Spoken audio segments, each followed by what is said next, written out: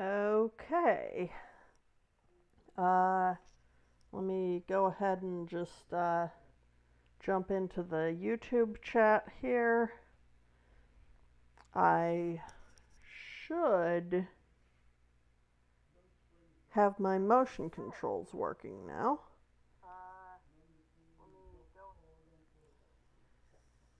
Had my phone volume on for a second. Sorry about that.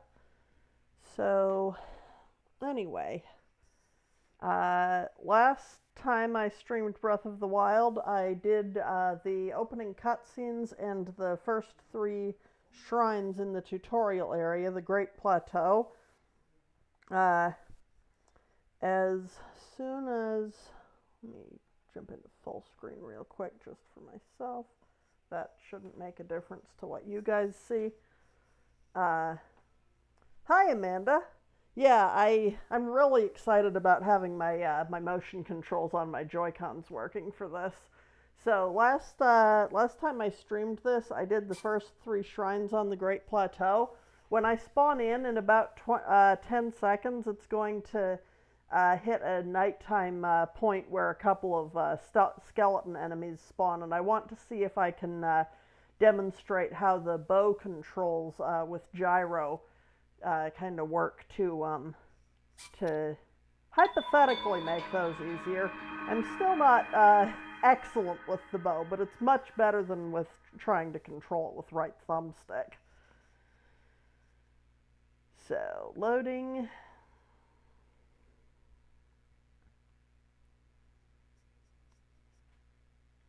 And it's thinking about it.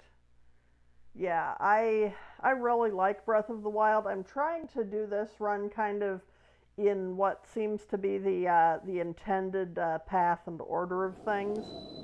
Okay, these guys are gonna jump out, as I said, in about 10 seconds. So if I draw my bow, you can see I have a lot of.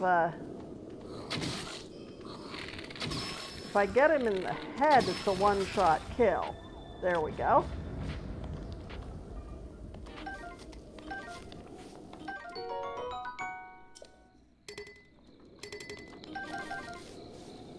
And let me know how the game sound is and everything. Hi, Tornus. Glad to see you. Seconds Light here is my friend Amanda from my Star Wars server, actually the founder of the server. We are all very grateful. Let's see, what was I doing? Weaponry. I can always use a spear. Let's drop the rusty broadsword because that has very low durability. And I will take this traveler's spear.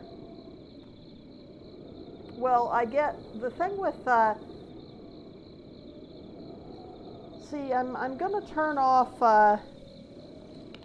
there's 2 advantages to using motion controls. Let me jump into menu real quick. I'll turn off my motion controls, which is an option. I was playing with my Xbox controller, which doesn't have gyro, so I was using right thumbstick for everything. And now, if I draw my bow, you can see that it's perfectly steady, and that is better for some things. But if I'm trying to aim, let's say, directly at the peak of Death Mountain, it's really fiddly to get it in the right place. Where if I turn on motion controls, then it, to me, feels a lot smoother. And the other thing with motion controls, you've played approximately 3 hours of this game. Oh, my starting soon banner is still up? Thanks for letting me know. I keep forgetting that. Okay, jump back in. Here we are. Yeah, and the other thing you can do with motion controls, which is one of the big reasons I was convinced to try it, I can't get back down to the area where I would demonstrate that right now, or not quickly, but I'll demonstrate it after I finish the last shrine and the cutscenes that follow it. But if you're using the magnesis power, which lets you pick up anything magnetic, then if you have motion controls, you can whip that item around and bonk enemies on the head for almost infinite damage. And that is a huge advantage in some types of combat, especially with very tanky enemies. Now, I am going to let my health tick down a little ways. I have some... come here. I have some food items that will protect me against the cold, but in order to kind of save the time, because it only ticks half a heart... yeah, I have... You know, I only picked up a controller about 4.5 years ago. So I did not...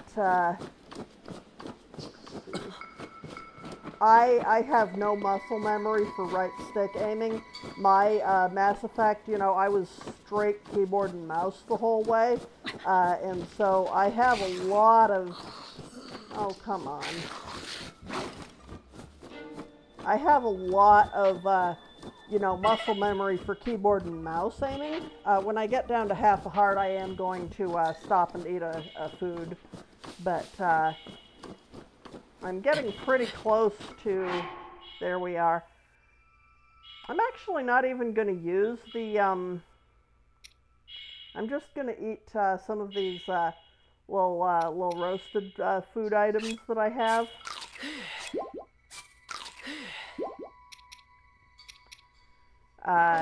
Because I'm getting pretty close to the point where up on the top of that mountain I should get a cold-resistant clothing item. Oh, I ran too far and now my stamina has to refill very slowly. Let's make sure I am looking at the right mountain. Yeah, Mount Hylia. So we can place a stamp. For some reason, my stick wasn't registering there for a second. Joy-Cons can be a little finicky.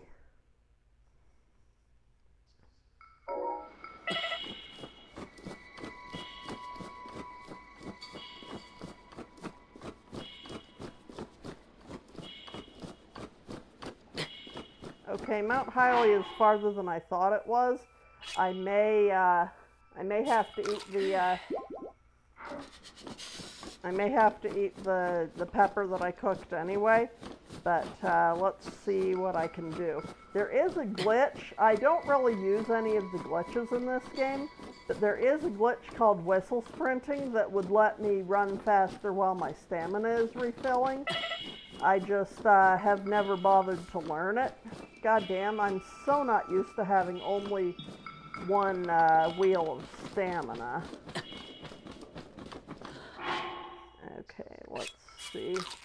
This is going to be tight. I will put down a hard save.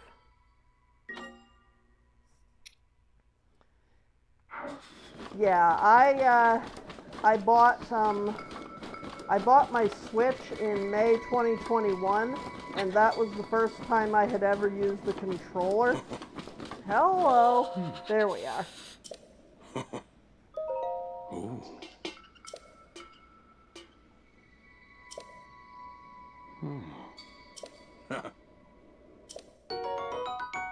Now, if I had caught a fish earlier, I could have cooked a dish for him and gotten this back at his hut in the last stream. Hi, VQ! But if I get up to the top of this mountain, he gives it to me for free for making it here. So, yes, I will want to try it on right away.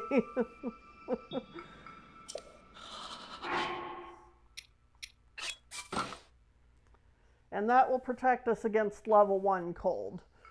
There is also level 2 cold. We'll worry about that when we get there. You hate the Switch controller a lot. Keyboard and mouse will always be the better shooter mechanic. Yeah, the aiming on mouse is just so much easier and more precise. But, you know, Switch exclusive games, man. So I will put down another hard save real quick. I mean, even though I'm playing this on emulator, I don't really feel like learning. This is the tomb of a former king of Hyrule, according to the lore, although I don't know where we found that out. Anyway, where I'm trying to get to is just over there. That was a falling star, but I can't reach it yet because I can't get off the plateau yet. I think I pinned most of these towers. Let's see. And you can see that pinning the towers on gyro is also just so much more precise. I think Tabantha Tower is the one I probably couldn't see from. Yeah, I already pinned that one. But I was standing here on the Great Plateau Tower when I pinned most of these. And for this one, I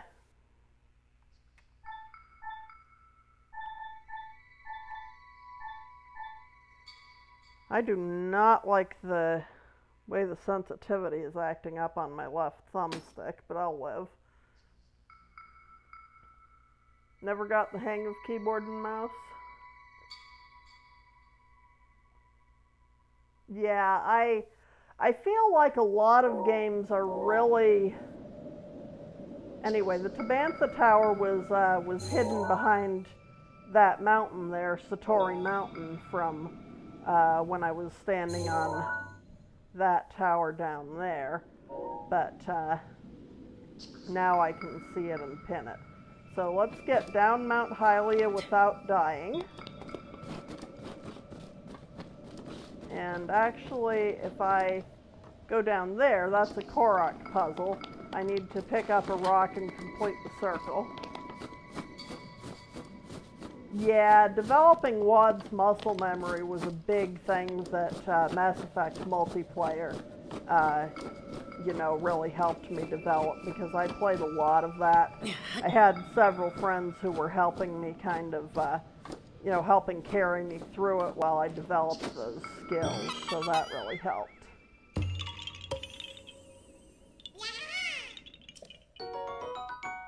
I feel like game audio is a little loud for me, but is it, how's it working for you guys? Is it bothering you, or?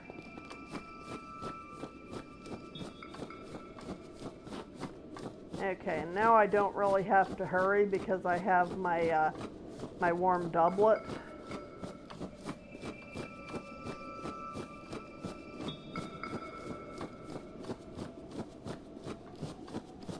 And the intended path, as you can see, is kind of up through that monster camp. And they're going to be waking up in about half a minute, so I may... Oh, and here comes some keys, too. If you get the timing right, you can actually parry keys, but... come off it.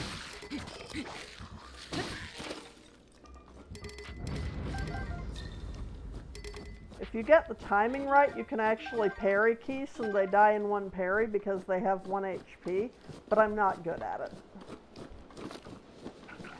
And you have to dodge these snowballs if you go up the intended way. And then there's this whole pack. And they light their weapons on fire, and when you have 3 hearts, a weapon on fire is instant death. Okay, picked up his club. My voice is fairly quiet compared to... You learned WADs on the numpad? Good God. Let me tab out and drop game audio within OBS because I do have that cranked fairly high. Leia was complaining about it before, so let me drop that by a couple of decibels. So let me know if that's any better. Okay. I should probably eat something, but I was dumb and ate all my food getting to Mount Hylia, so... Oh, those explosive barrels are going to be a problem if they actually go off.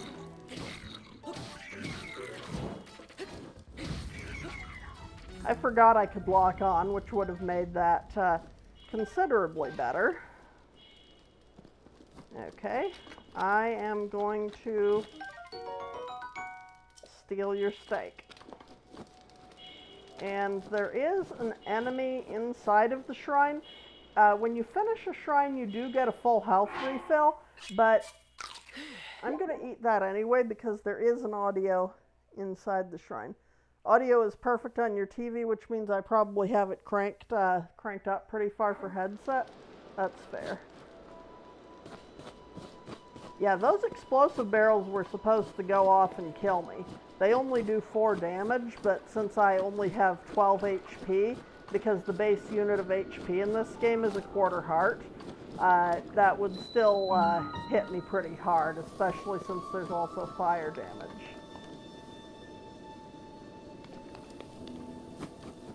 Before I go into the shrine, I'm actually going to rubberneck around and pin a couple other... There's at least one, possibly another that I can see. I'm trying to remember. I could not 100% this game from memory, but that is because about 76% of the 100% on the map is individual Koroks. So there's that. Anyway, map, pin. I always use star for shrines and that other little symbol for oh, wrong button.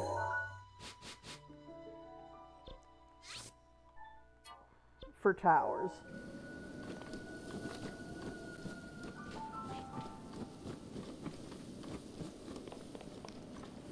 Okay, last shrine on the plateau. There are 3 types of explosive barrels in the game. You cannot tell them apart visually, but the ones here on the plateau do 4 damage. The ones in kind of the mid-game areas do 40 damage, and the ones in high-level end-game areas do 80 damage. So, there's a lot of variation there. But fire always does 10 damage, so a 4 damage explosive barrel plus a 10 hit of fire would be plenty to kill me right now. Hi, Minoc. Yeah, this game is gorgeous. Cryonis. And we can kind of see our way around the shrine a little bit. Terrifying? Yes.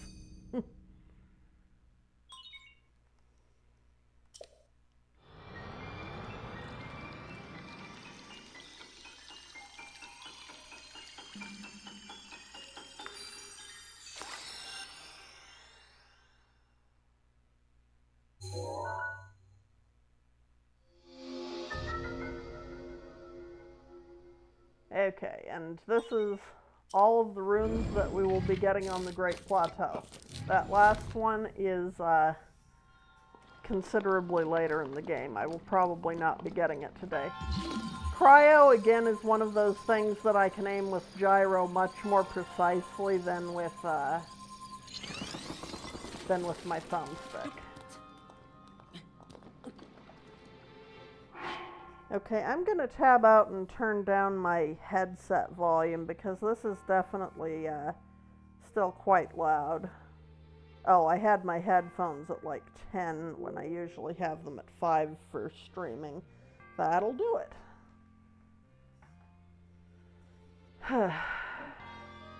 Okay, now there is an enemy in here and I believe he has 13 health, so let's see what weapon I have equipped. Well, that'll do double damage when it breaks, so it's a start. So we use this to raise the gate. I should be able to parry this guy. I'm not perfect on the timing. Oh, I might just break my shield. Beautiful.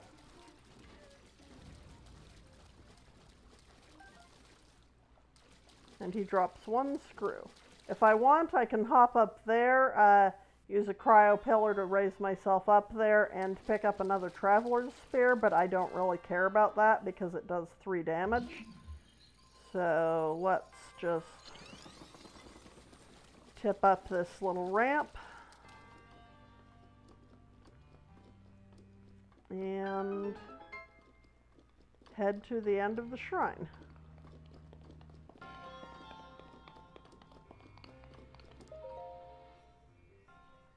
Yeah, getting the parry is always so satisfying. I find the scouts a little easier because their projectile has travel time. The big guardians are a 2-frame parry window, I believe, and I'm very bad at it.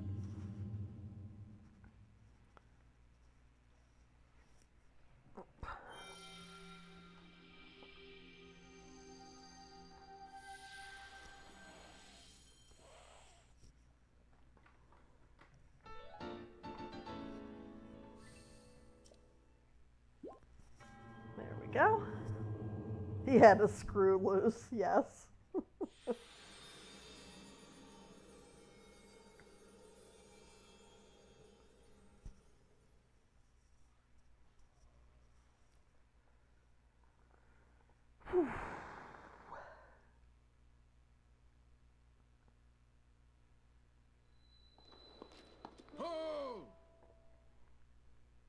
If you play an Italian, he really puts his whole pussy into it.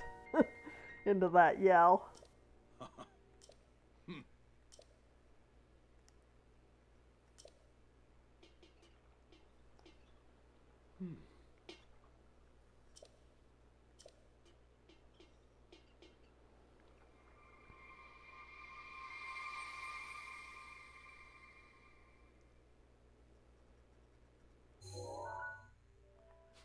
Very simple puzzle. We have this shrine. We have... I do not like the sensitivity on my left thumbstick. That shrine. And these 2 shrines. And in the center, if we zoom in, I said, of course, is the Temple of Time. So that's where we're heading. I can either hike back, or I can port to any of the other shrines, Shrine of Resurrection or wherever, and get there from there. Now that chest, I think has an opal or something in it. You're meant to use Cryonis to stepping stone across and get it, because if you enter this water, you will very quickly die. You can tell because the water is sort of gray and super cold looking that it is cold water that will freeze you. Having the warm doublet will not protect us against that, neither would the cooked food or anything else. The whole river down there is also that way. There is a secret here on the plateau. I guess I'll go... It's not going to be a very helpful secret because I don't have any weapon slots open. But there's a secret treasure behind a waterfall here that has several good weapon chests. So let's head down that a ways. You're most used to hearing whatever language they use for speedruns. Yeah, each speedrun for Breath of the Wild has a different fastest language. Right now the fastest for any percent is they use the Italian audio. Oh. They use the Italian audio with the French text. Fuck you. Those guys are a one-shot while they're glowing, but after they explode for a short time, they have more health, which is very interesting. But yeah, any percent is right now Italian audio with French text. I know Hundo 100% is fastest in English. I believe all dungeons might be German, but I know they're each a different language, which is very interesting.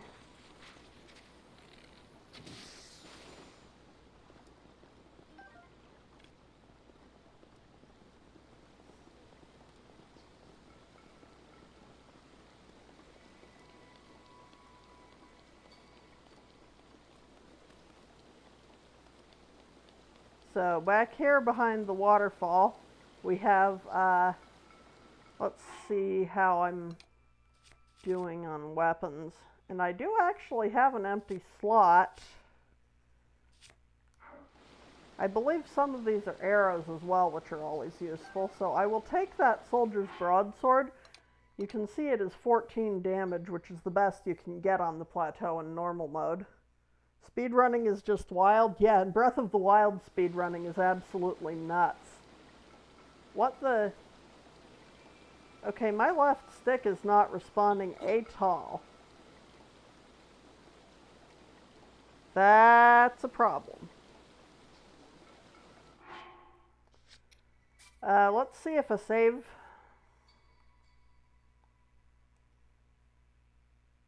Okay, my left Joy-Con has suddenly decided to disconnect. That's a fun time.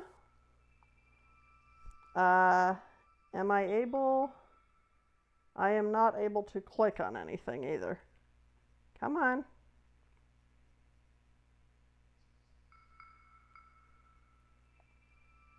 It is not happy.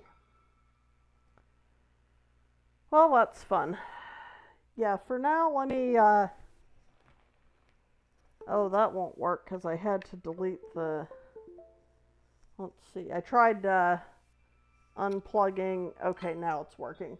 Had to unplug and plug back in the charging grip that I used to make my Joy-Cons act as a controller. That was odd. But we do have a hard save now, so let's open...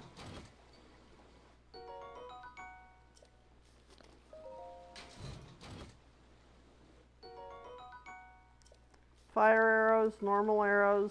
I believe this is either a sword or a bow. Spiked Boko bow, which is a very, very good bow compared to the ones that I have. Let's drop the one that had some durability taken out of it.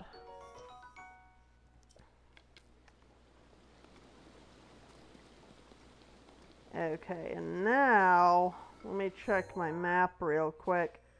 I don't really want to hike all the way back to the Temple of Time, so I will warp to the Shrine of Resurrection real quick because that's the closest. This whole pretty much area is optional. There's a bunch of little enemy camps. I probably won't hit those up right away because I do want to get through maybe a little more of the story.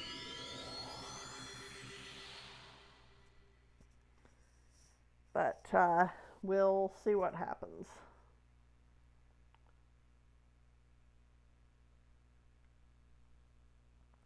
So...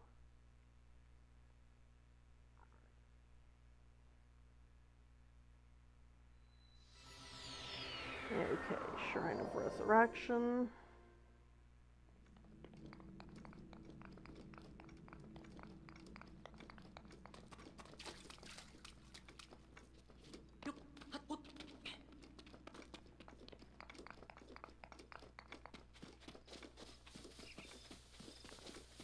Very pretty game.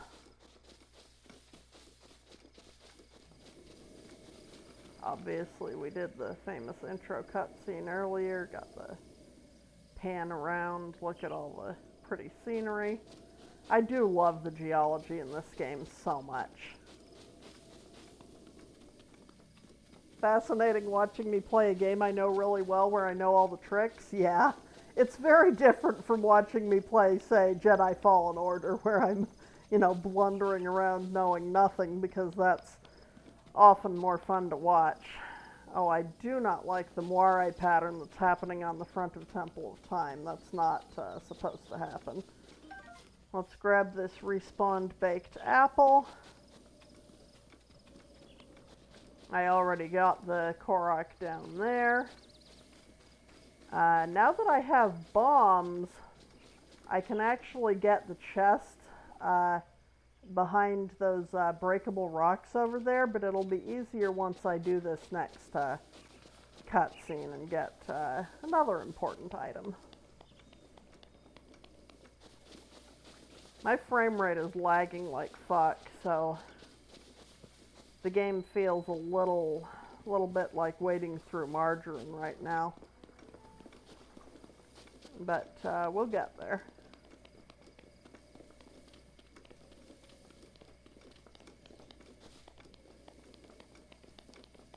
Didn't quite get that butterfly. We can see that the goddess statue here is lit up now. It was not lit up before, but now that I have 4 spirit orbs, it really wants me to pay attention.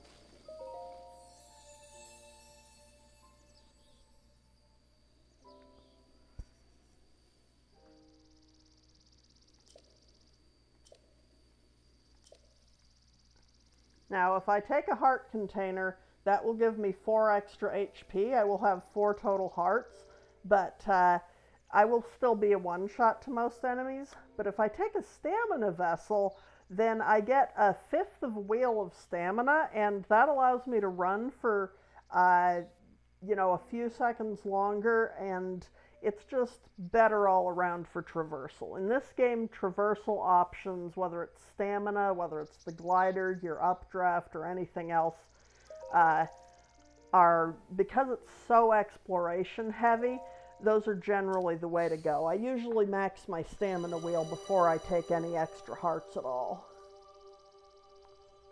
What a phrase? Which one?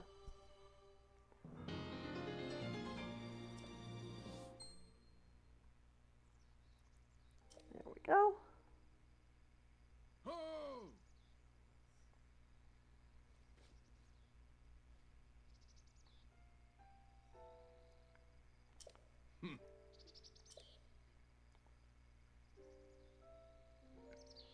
Now, it's really easy to struggle trying to climb up these walls because even with the extra 1/5 of stamina, you barely make it.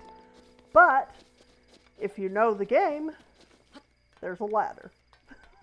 So many people, I never found this ladder on my first playthrough. Most people don't.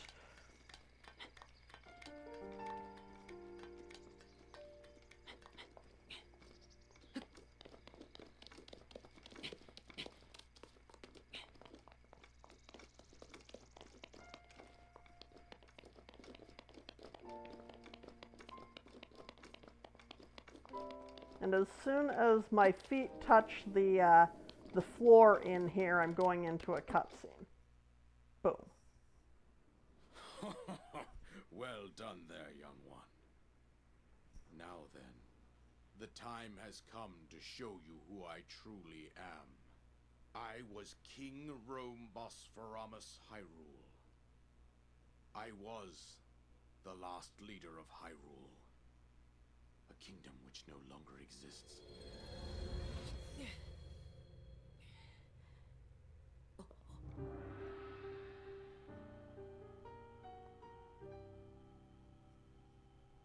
The Great Calamity was merciless.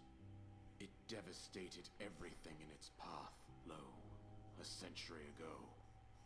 It was then that my life was taken away from me. And since that time, here I have remained in spirit form. I did not think it wise to overwhelm you while your memory was still fragile.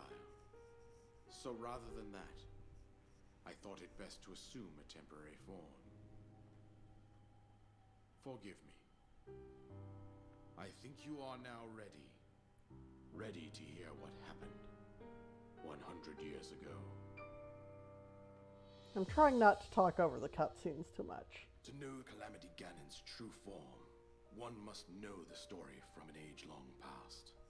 The Demon King was born into this kingdom, but his transformation into malice created the horror you see now. Stories of Ganon were passed from generation to generation in the form of legends and fairy tales. But there was also a prophecy. Have The fun, signs of the VQ. resurrection of Calamity Ganon are clear, and the power to oppose it lies dormant beneath the ground. We decided to heed the prophecy and began excavating large areas of land. It wasn't long before we discovered several ancient relics made by the hands of our distant ancestors.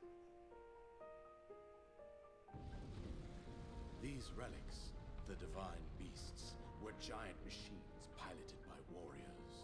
We also found the Guardians, an army of mechanical soldiers who fought autonomously. This coincided with ancient legends, oft repeated throughout our land.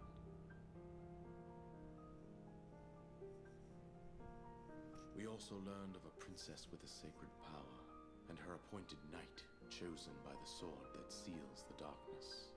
It was they who sealed Ganon away using the power of these ancient relics. 100 years ago, there was a princess set to inherit a sacred power, and a skilled knight at her side. It was clear that we must follow our ancestors' path.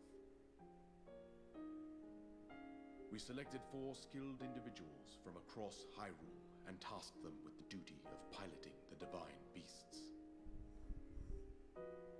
With the princess as their commander, we dubbed these pilots champions, a name that would solidify their unique bond.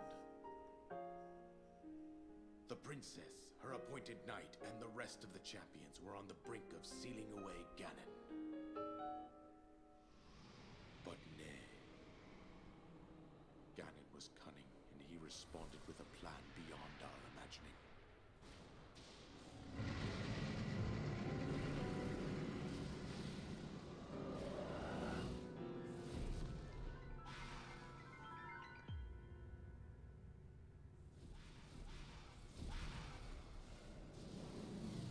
He appeared from deep below Hyrule Castle, seized control of the Guardians and the divine beasts, and turned them against us. The champions lost their lives, those residing in the castle as well.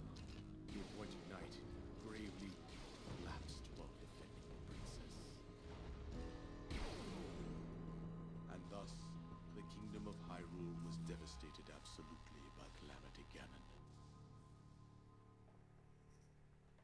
However, the princess survived to face Ganon alone. Link, you are our final hope. The fate of Hyrule rests with you.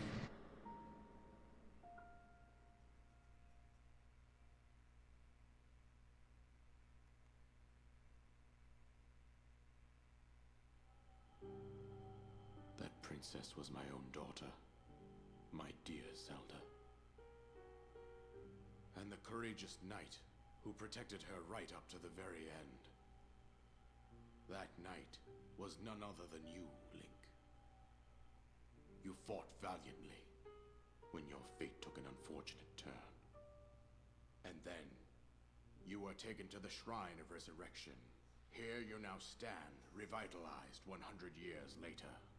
The words of guidance you have been hearing since your awakening are from Princess Zelda herself.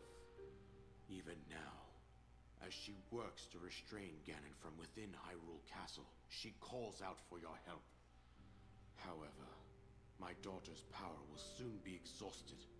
Once that happens, Ganon will freely regenerate himself, and nothing will stop him from consuming our land. Considering that I could not save my own kingdom, I have no right to ask this of you, Link. But I am powerless here. You must save her, my daughter, and do whatever it takes to annihilate Ganon. Somehow, Ganon has maintained control over all 4 divine beasts, as well as those guardians swarming around Hyrule Castle. I believe it would be quite reckless for you to head directly to the castle at this point. I suggest that you make your way east out to one of the villages in the wilderness. Follow the road out to Kakariko Village. There you will find the Elder Impa, She will tell you more about the path that lies ahead. Consult the map on your Sheikah slate for the precise location of Kakariko village. Make your way past the twin summits of the dueling peaks. From there, follow the road as it proceeds north.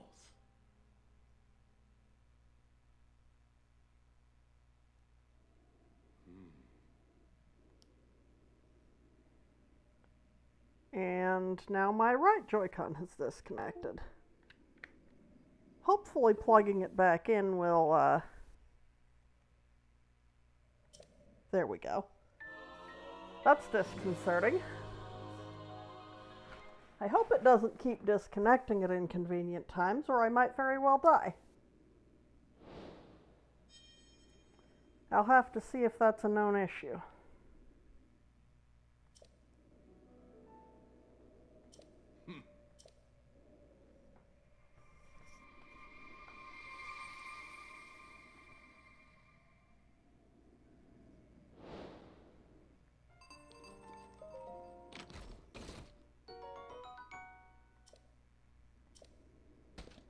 Grab the best bow on the plateau.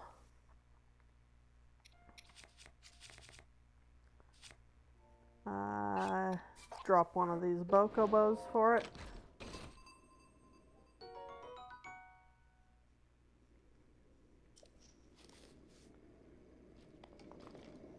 Okay.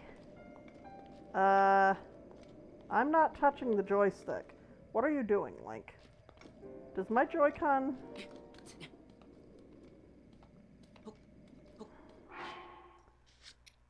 Let's put down a hard save. I am going to close out of the game, close Simu, poke my settings a little bit, and see what the fuck is going on, because I have barely used this Joy-Con. It should not have drift yet. So, that's disconcerting. At least I'm finding it out now. But, okay, so here we go. Leave full screen. Close Simu. And let's see.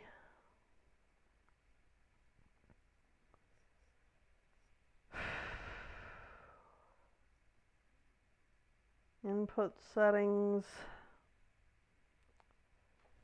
Let us calibrate.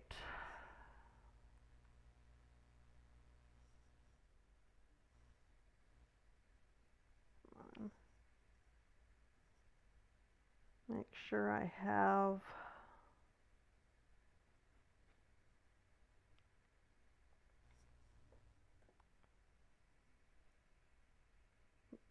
see.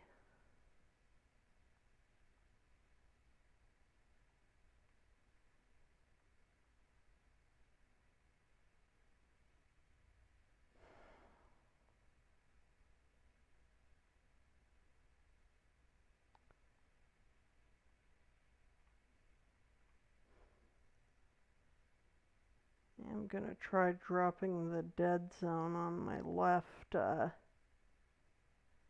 Joy-Con, although I don't know that that was the issue, especially since he just started drifting all of a sudden. I have not had a problem with Joy-Con drift before. Can you guys hear me?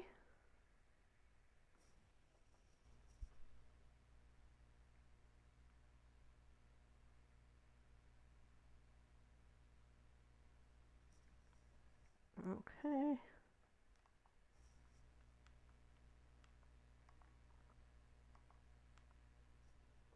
Triggers should be fine.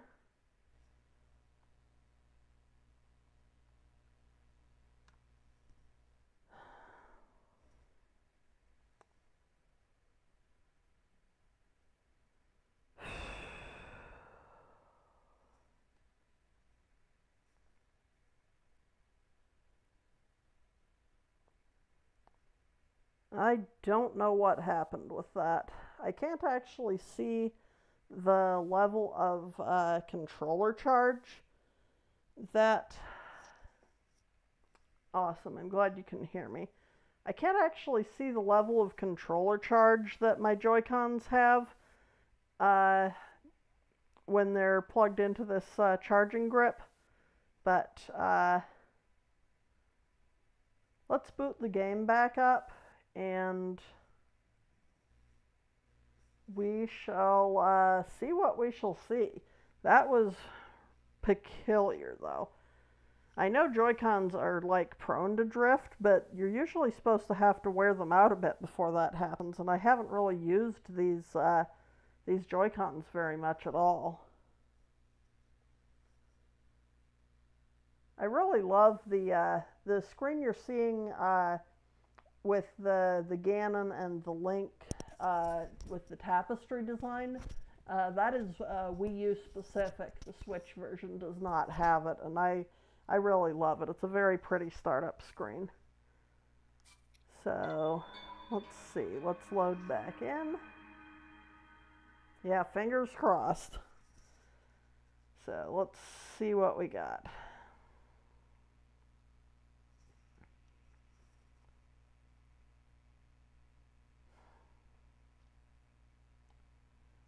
I really do rely on my gyro for aiming pretty much anything in this game, so.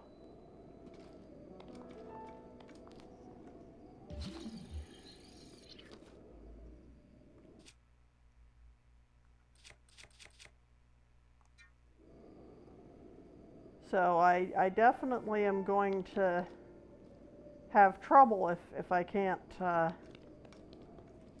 use it. So I do want to demonstrate I want to demonstrate how the gyro kind of works as an offensive tool. So I'm going to head over towards Magnesis Shrine again. And then we'll, I'm just going to drop down here and grab these herbs because I'll want them for later. I'm going to change my weapon. No, I want to hang, no, Traveler's Sword is fine. Because I don't want to waste durability of a soldier's broadsword on a 3 health choo-choo.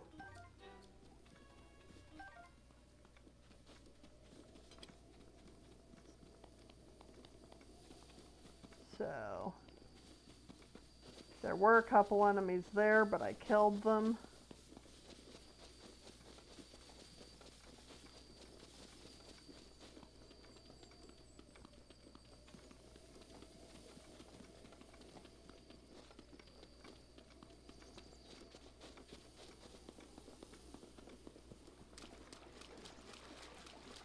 Okay. And over here by the Magnesis Shrine we have, of course, several metal objects to practice with. So, if I, wrong button, if I grab one of these with mag, I can just whip it down a lot faster. You do have to get a pretty solid range of motion on it.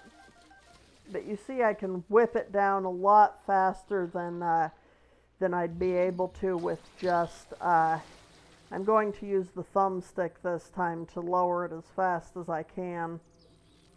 And you see that that just gets no momentum. You can't damage an enemy with that. But with that, if an enemy was under there, they would be smashed. The Master Mode speedrun actually uses this metal boulder, takes it all the way over to where, in Master Mode only, there is a Lionel over by the old man's hut, away past that staircase and direction, and stuns the Lionel with a bow shot to the head and then whacks him to death with this thing using magnesis motion controls. So that's a pretty funny usage of the gyro. I have never tried it myself. I do not intend to. I don't enjoy fighting Lynels, but it's very funny. I think I already picked the plants that were growing along here. There are two different respawn mechanics in this game. Let me warp up to the top of the tower while I talk. Enemies and weapons respawn on a blood moon cycle, which we will learn more about when we reach the next kind of major checkpoint. But anything that grows, like apples, herbs, that kind of thing, has a respawn chance kind of on a Minecraft random tick system. So every in-game minute, I believe, which is a real-time second, anything like an apple that you picked has a 1% chance to respawn. So, let's see. We can see that we're heading out toward the Dueling Peaks. We're going to snag that tower on the way, but to start off with, we may as well get as high up as we can and then just glide down along this road that leads east toward the Dueling Peaks. So we can see various other points of interest, enemies, stuff like that. I am going to try to stick fairly close to the road for now. Just because I don't want to get too distracted, and it is a very distracting game. And we can see that if I glide along that path, I land at this interesting little point, which gives me close to a dozen rushrooms, which are a speed food. So if I wanted to, next time I find a cook pot, I could cook up these rushrooms and get a... the rushrooms are low-level speed food, so they will just give me about a 20% movement buff. If I get a higher level speed buff, it is possible to get up to a 50% buff with that. But right now, it just kind of shows me that I can land there and, you know, that there are interesting things to be found if I don't just glide around everywhere.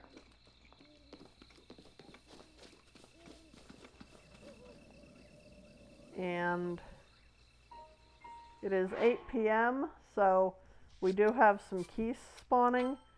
I am going to put down a hard save. There is so much going on in this game. Yeah, I've watched streamers that have thousands of hours in just casual playthroughs of the game, and they'll still find things that they've never seen before. So, okay, here come these keys. Have they seen me?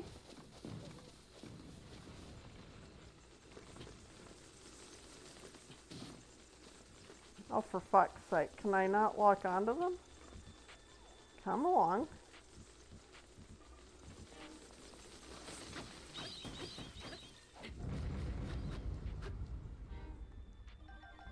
I was trying to lock onto them, but the Joy-Con was being unhelpful, but you can get quite a few key swings from stabbing a flock like that.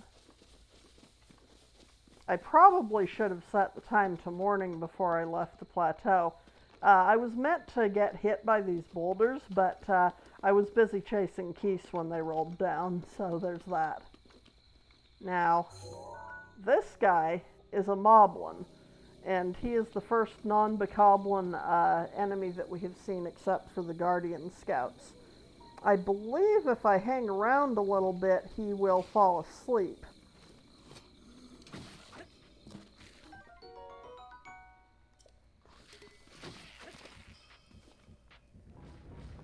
Do I want a Boko Bat? Not particularly.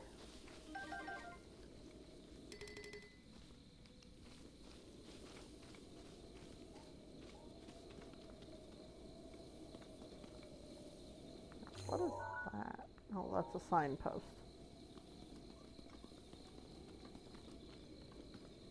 And moblins, even though their eyes are very much on the sides of their heads, they only actually have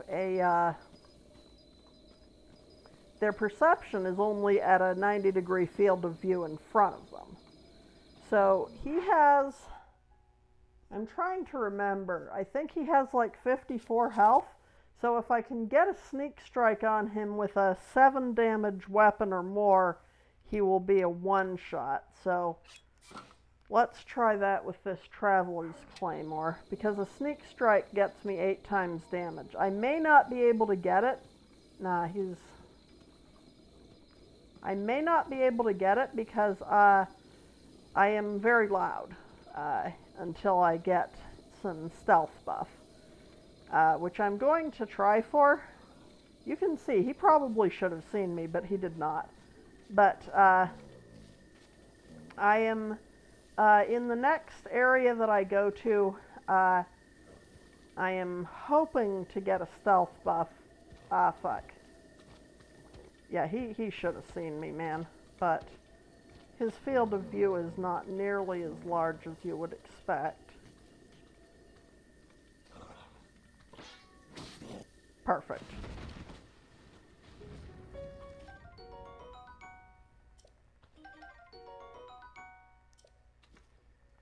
There we go. Okay, and now let's switch back to something a little easier to use. You're reading one of the Highlander shortcuts from this year, and coincidentally one of the characters is playing either this or Tears of the Kingdom. Fascinating.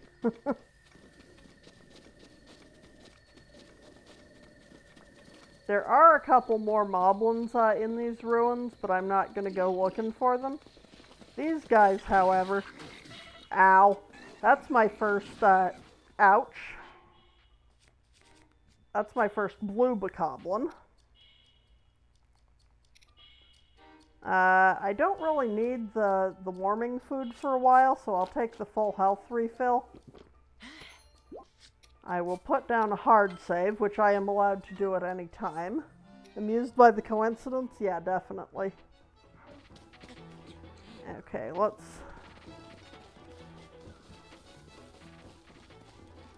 for fuck's sake. I should have cooked some stamina refills, but what I meant to do is panic and run to Boshkala Shrine, which I will do.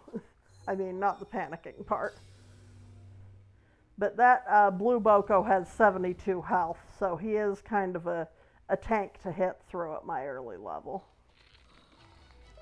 And enemies can never follow you into the shrines, so that's always safe.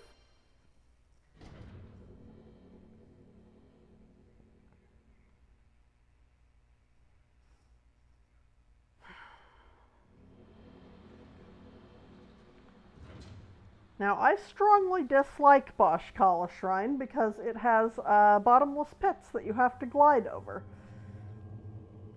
But it's the first shrine that you're meant to reach off the plateau, and it is here to teach you how to use your paraglider.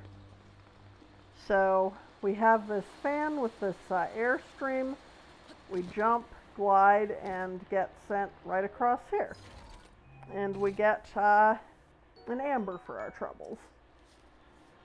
Then we hop down, we go, and you can see that we actually have a fan that will let us come back here if necessary. Hopefully it won't be necessary. But again, we do a run and jump. And if we didn't pause out quite in time, we would just smack into this nice fence. But for this one, we don't have a nice fence. We have to drop out at the right time on our own. There is also, I saw it a second ago, there is a chest over there. It's kind of a pain to get to, and all it has is a knight's bow, so I'm going to skip it. Okay, so let's look down so that I can see correctly when I need to stop gliding. There we go. I have dropped into that abyss so fucking many times. And every time Link drops into an abyss, he only loses one heart, so it's not a game over, but he does a little dying scream anyway, and it's very nerve-wracking.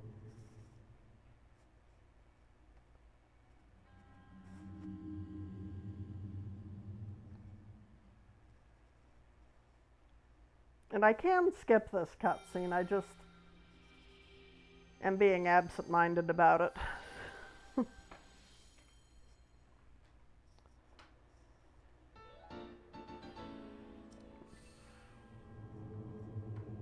And let's see. Bashkala, Ridahi, Hadahamar, Taloneg. Yeah, by the time I reach my next goddess statue, I should have another 4 spirit orbs. Yeah, the Breath of the Wild is not a game for people who don't like heights. Unfortunately, I like it enough to play it anyway. But yeah, there's a lot of heights. Tears of the Kingdom is even worse, much worse. So and then I get all of these DLC messages because it's the first time off the plateau that I crossed the loading zone.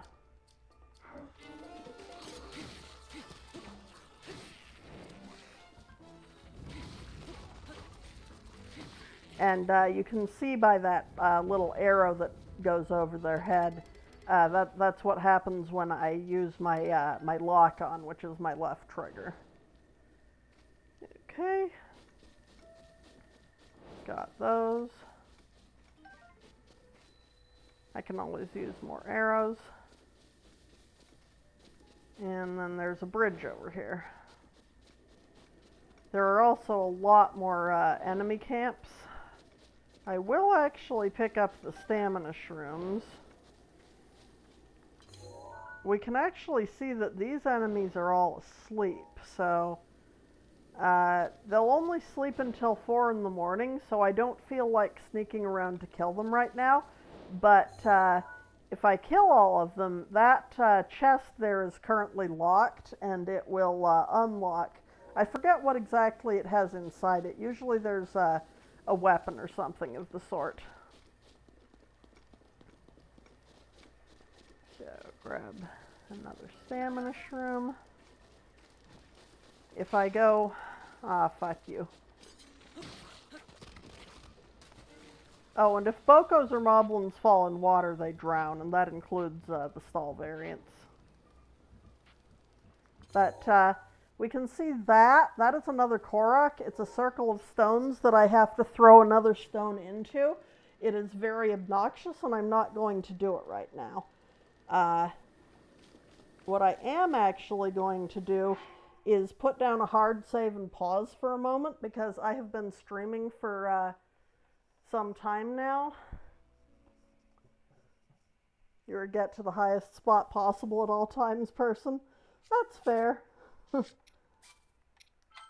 But I am going to set the game down for a moment, take a quick break, and I shall be back in a few minutes, assuming my Joy-Cons don't decide to quit again. So there's that.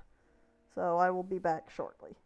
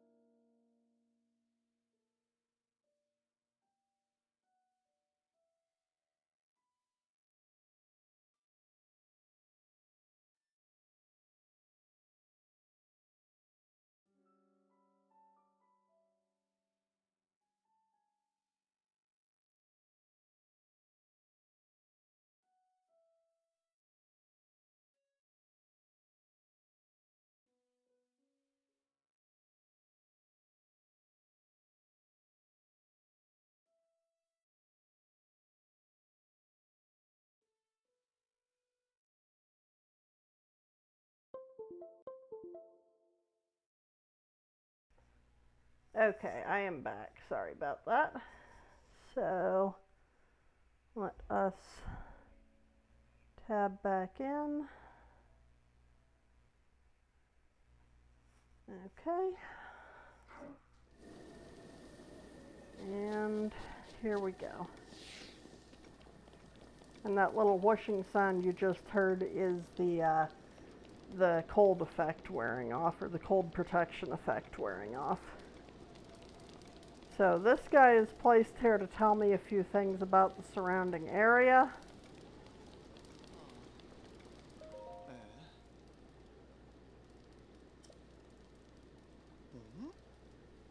And all of the NPC faces in this game, like this guy's, were actually created using the Miiverse engine. And if you know that, you can kind of see it.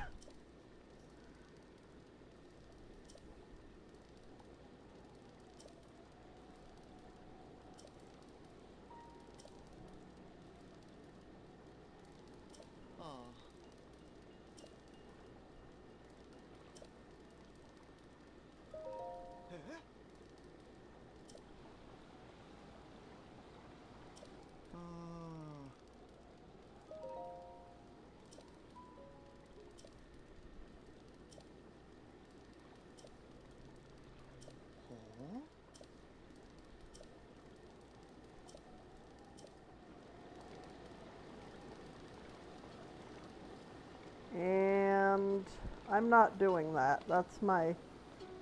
Okay, it stopped. Now it's... I do not like this drift thing, if that's what it is. Very disorienting. Anyway, let's see if I can get the right position. Yeah. So, he's actually supposed to have a special interaction if I do that, but I think it's the wrong time of day for it, so I'm going to hang around a little bit and try to get that.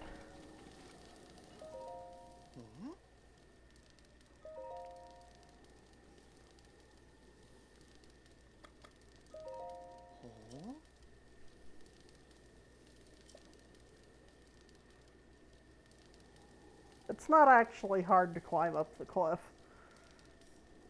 You can actually climb down the cliff once you have the paraglider because that removes the void out barrier.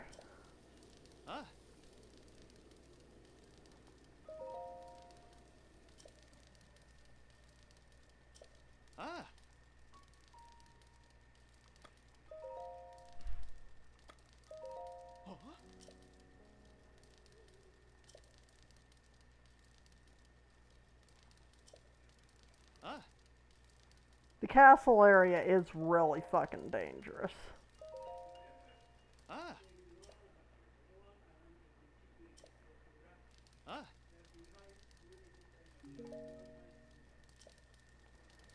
And then I can use the fire to pass time if I want until morning or whatever. What I have heard, and I haven't seen this firsthand, but I've heard that this guy is partly written as an homage to a police officer who was stationed at a bridge that was popular with suicide jumpers, because normally if he's standing here, he should start patrolling pretty soon. If he's standing there and I go to jump off this bridge, he's going to think that I'm trying to commit suicide and try to talk me down. What I'm actually trying to do is get onto that little sand spit you can see at the base of this pillar. But I want to try for the interaction. When you pass time at a fire, you can only set it to be 5 a.m., noon, or 9 p.m.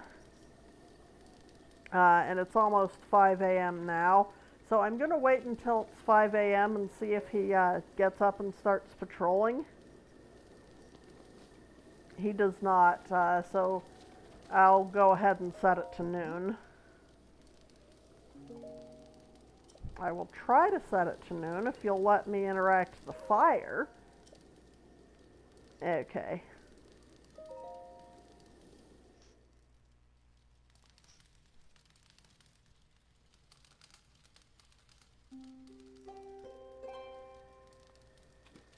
Okay, and now he's patrolling on the bridge.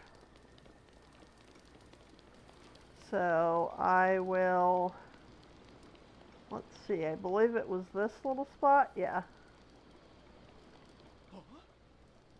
There we go.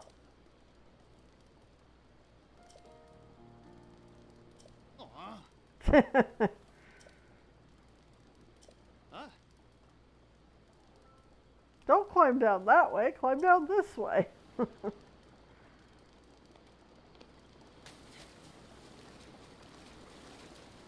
There we go. And down here we have a Korok.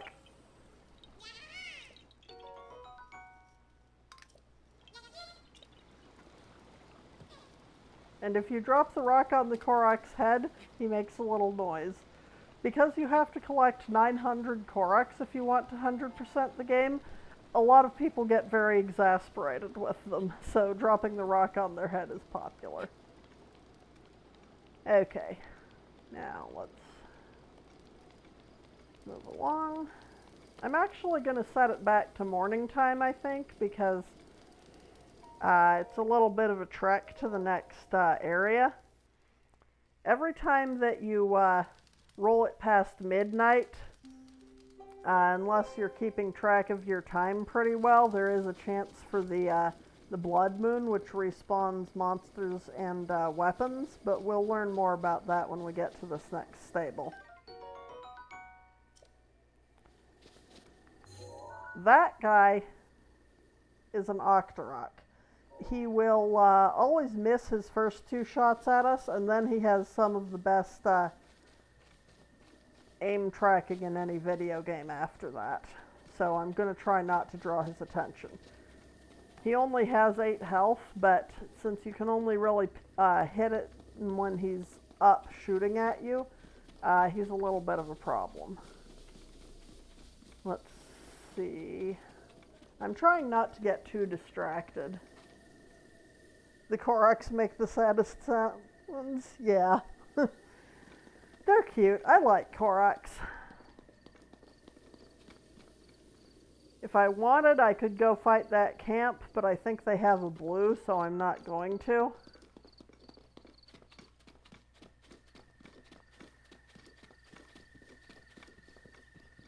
Now we have a new type of Korok trail, or Korok puzzle. We have these little yellow flowers, and as I touch each one, it spawns another flower further up. Also, sometimes rocks that fall down. Very nice. Did not mean to waste that sword on choo-choos, but I'll live.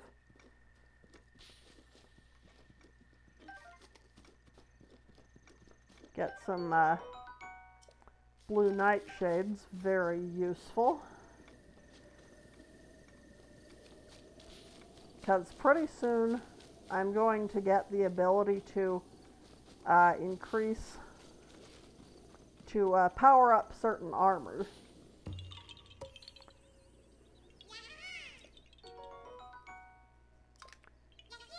And if I can afford it in Kakariko Village... Now, did I pin that shrine? I did not. If I can afford it in Kakariko Village, I am able to buy the stealth armor, and then I'm able to upgrade it by 1 or 2 levels right in that area. So, and I pretty much live in the stealth armor once I acquire it, unless I have to wear something else. Okay, so from there, you know, I'm meant to see a couple of different points of interest. This whole game is very much laid out so that each little point of interest on the horizon leads you to a spot where you'll see the next one. And so you keep getting these kind of forking choices. Now this Korok puzzle, you have to make the Well, let me start by killing this, wrong weapon. This little guy is a pebblet. He's very cute, but he is only vulnerable to hammer weapons, so if I don't have one on me, he can be a little dangerous. Fucking adorable, though. I think I see another of his buddies right there. And I can, if I'm careful, pick him up and throw him. But you can see he hits fucking hard, and I'm not good at the timing on the throw. Or on the pickup. And when they die, they drop random gems. So let me go ahead and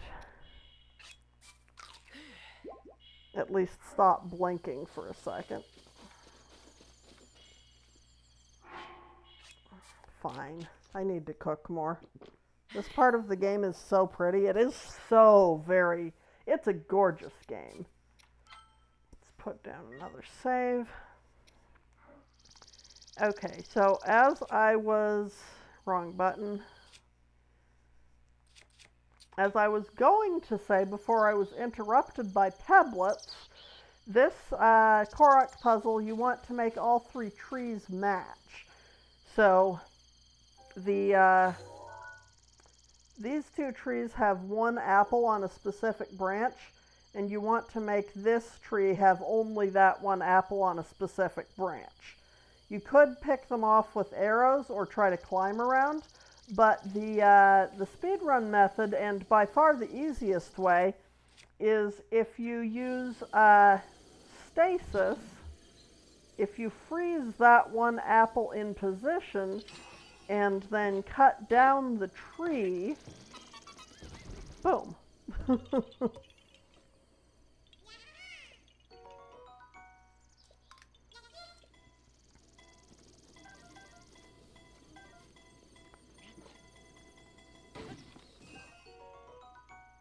I'm going to need 30 bundles of wood later, so any opportunity to take some of that also helpful.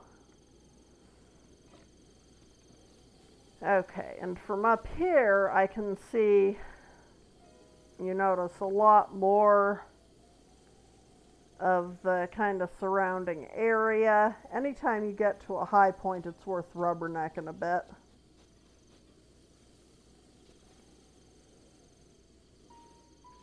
But where I'm headed next is down to this campfire.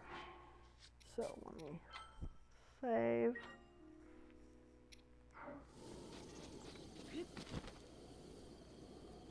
Okay, and let's see if I can get to the top of that tower, because I still don't have any stamina food.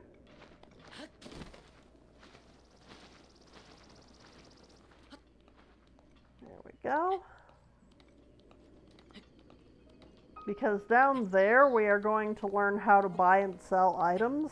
And up here is, I believe, an opal or some other sort of gem that should sell for a little bit of change.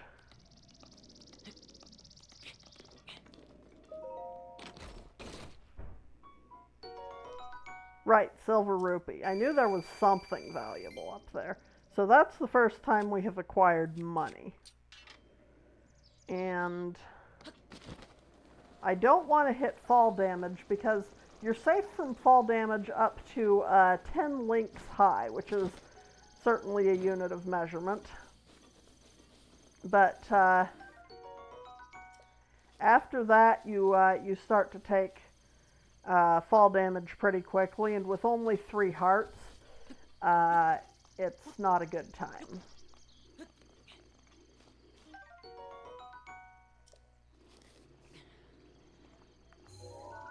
Definitely do not want to draw attention from those guys. However, what I do want to do is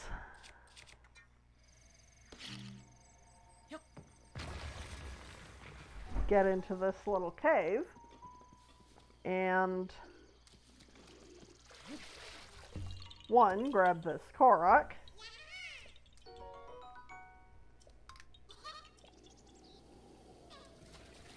and 2, break the first rare ore that I have been able to access in the game, along with some other ores. 2 topaz, that's really good. And a sapphire? Damn. That is some good luck. It's less good luck that the other 2 ores didn't break on the same bomb, but that's fine. I can just bomb them again, because you get infinite bombs. Flint, rock salt, and an opal. That is not too shabby at all. And normally these little statues will have an offering tray in front of them, and you'll have to put something in them to get a Korok. But that one was just to draw my attention to the cave. So, and my left Joy-Con has quit again. One moment. I really have to figure that out if I'm going into any of the actual combat. But a couple of these trees have bird nests in them. So I am going to grab a couple. Will you stop drifting, Link?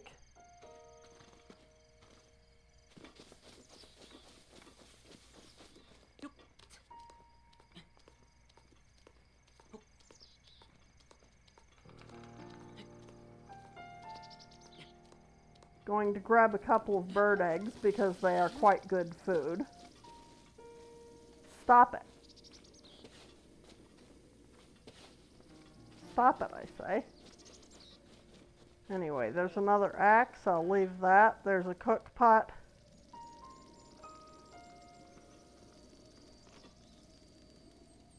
Are you going to hold still? There's a cook pot if I want to cook some food, which I might. But first, let's talk to this guy. Yeah.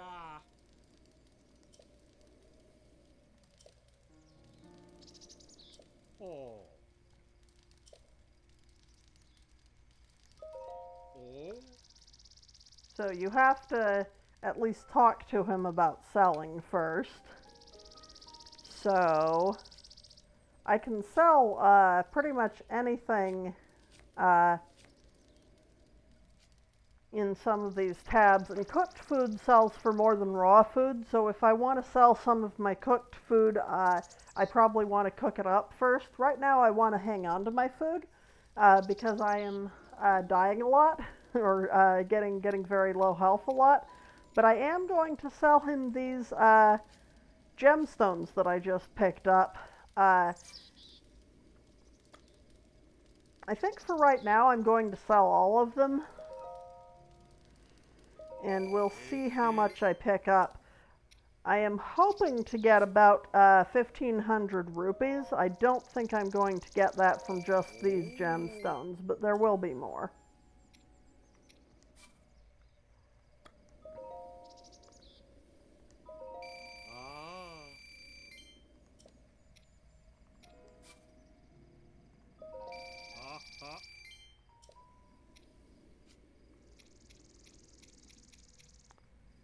And I'm going to hang on to my monster parts for later. They don't sell for much anyway.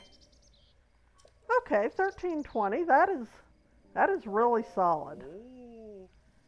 And then what he sells is just some really basic... A bundle of 5 arrows for 20 rupees is very good. Right now, I want to make sure I'm going to have enough money for the armor set I want, so...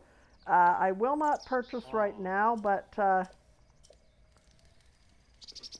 there are different arrow prices depending on who you buy them from, so I do kind of want to keep him in mind. And so the next thing I want to do is pull out my torch, light my torch, light the fire, put away the torch, and get cooking. So I definitely want some stamina refills. Let's see, if I cook 3 of these, it'll be a 3-heart meal, because each, you double the hearts of each ingredient when it is cooked. So these are each half a heart, so they'll be, If I ate all 3 of them raw, it would be 1.5 hearts, so if I cook them, it'll be 3 hearts.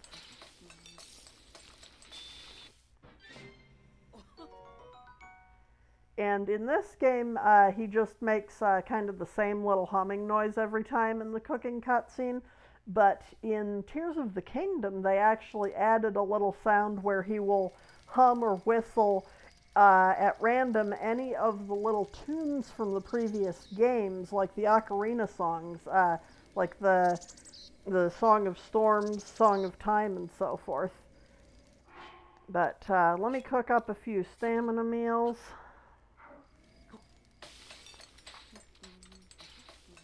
I'll probably start skipping some of these brief little cutscenes eventually, but I just really enjoy them.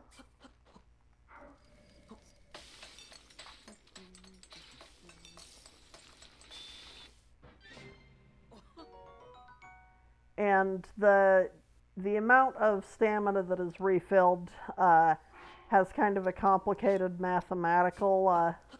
I've seen diagrams about it, but I don't fully understand them off the top of my head. And sometimes you can get a critical cook, which gives you more hearts, more stamina, more time on the buff, or more effect on the buff. So, let's see, I just want some basic... I'm going to want 5 of these high roll herbs to dye my armor set later, so I'm not going to cook those, even though they are very good health refills.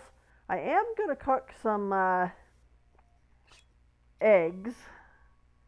I'm going to cook these just one at a time because then they'll be 2 hearts apiece, which is, you know, plenty considering that I only have 3 hearts total right now. And that one actually got a critical cook, so it turned into 5 hearts instead of just the normal. See, if I just cook another one, we'll see that it only comes out to 2 hearts. Simply fry egg until it's nice and plump.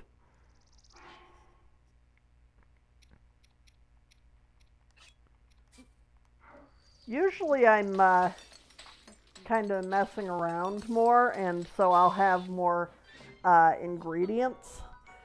I'm kind of rushing the game, so I don't have as many ingredients as I normally would, but we'll make it work.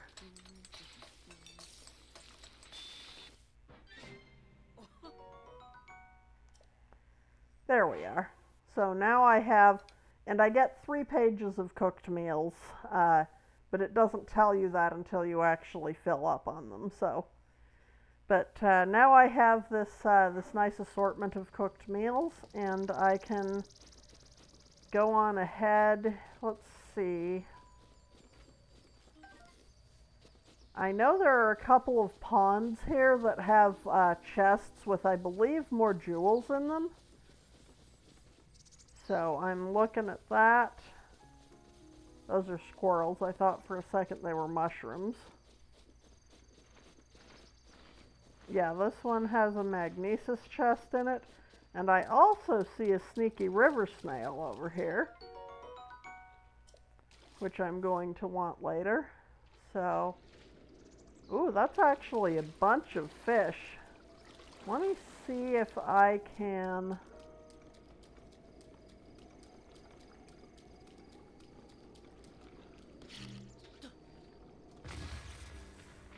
stun some of them. Perfect. Stamina bass.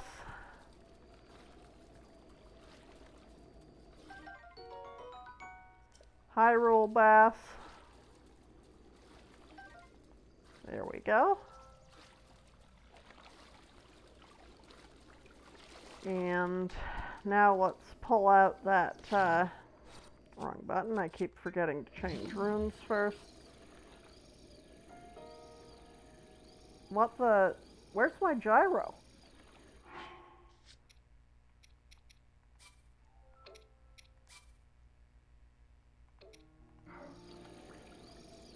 My gyro is not behaving. I objective.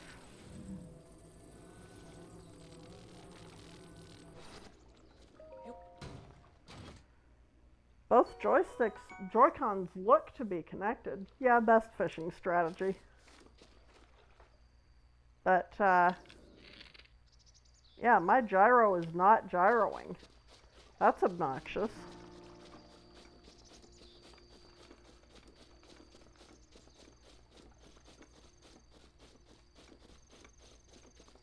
Let's see. I think I missed... Yeah, I missed the Korok back yonder, but I'm not going to bother with it for now. I got the opal I was thinking of, so I'm just going to keep going.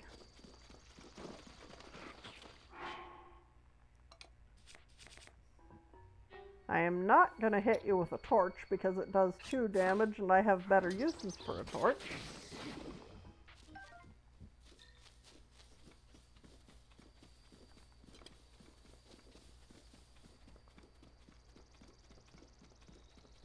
Okay, now we find a little signpost.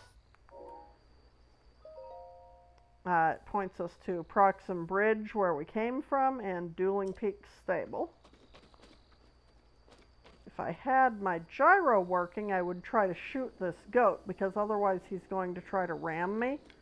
But trying to headshot him is, yeah, not fun on thumbstick. Let's go pick up the arrow at any rate, if I can find it.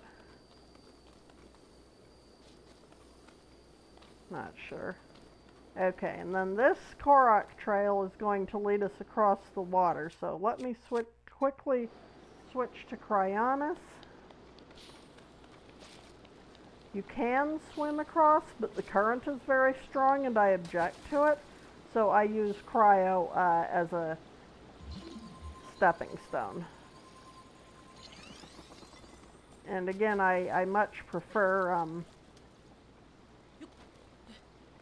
having gyro to aim that, but here we are. Honestly, if gyro isn't going to behave, I might switch back to the Xbox controller for this game.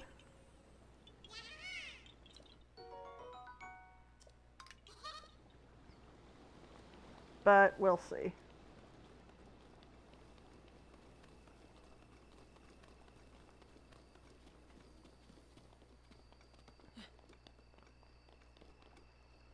You can bomb these ores, as I showed earlier, but it sends the ores flying everywhere, so I prefer to hit them, even though it uses hammer durability. There is a little hollow under here with a chest. It has a soldier's spear. Let me see how I'm doing on weaponry. Yeah, I can drop a traveler's sword in favor of a 7 damage spear. So, let's do our bomb. Grab the chest. I don't have every chest in the game memorized, just some of the early ones like this. And then up here, Dueling Peaks Tower is one of the easiest ones because like Great Plateau Tower, you get it practically for free on the way. The next one we encounter, oh, let me actually remove my map stamp real quick, or I'll forget. The next one that we're going to encounter, Hateno Tower, has a bunch of enemies leading up to it, so most of the towers in the game are more difficult like that. But they're all pretty much a matter of kill any enemies, possibly solve a puzzle to get up to the tower itself, and then just climb from platform to platform like this. The one in central Hyrule near the castle is a pain in the ass because it's surrounded by guardians. I have gotten up it without killing the guardians, but it's not fun.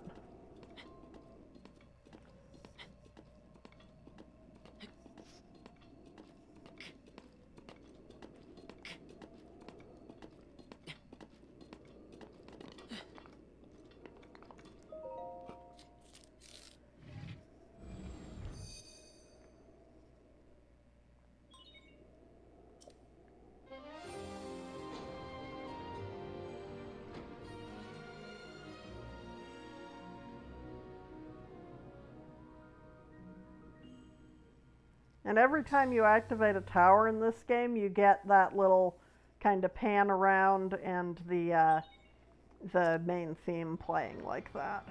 Very cool.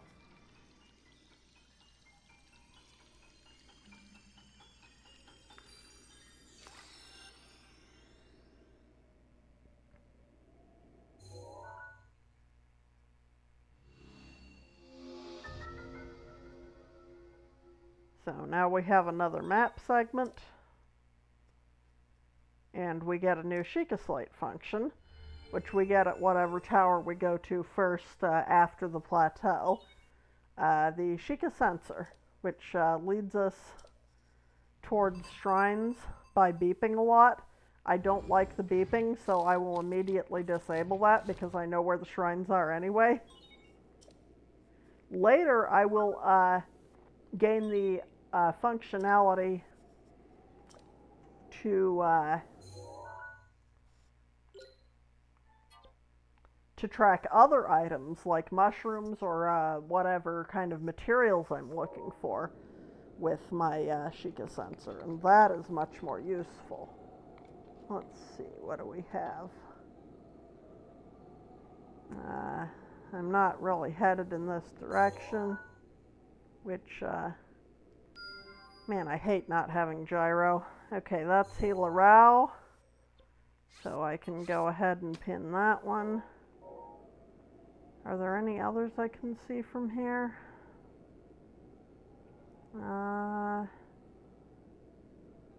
Not that I'm noticing. So we can go ahead and glide down. And I'm actually aiming for this this path that's a little bit above the regular area because it has a lot. If I can get them.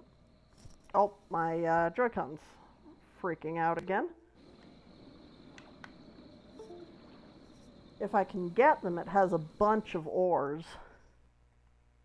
What just happened to my sound?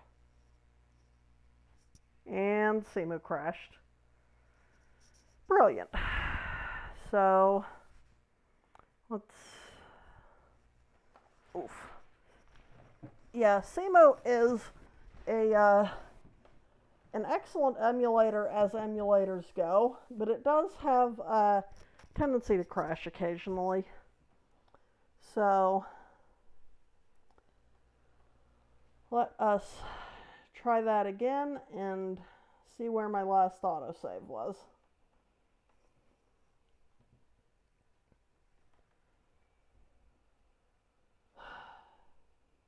I think I probably get an autosave when I get a tower. Hopefully I do, but we'll see. I'm going to have to get in the habit of saving more often because I have never had the game crash on Switch, so I'm not used to ever having to think about my autosaves.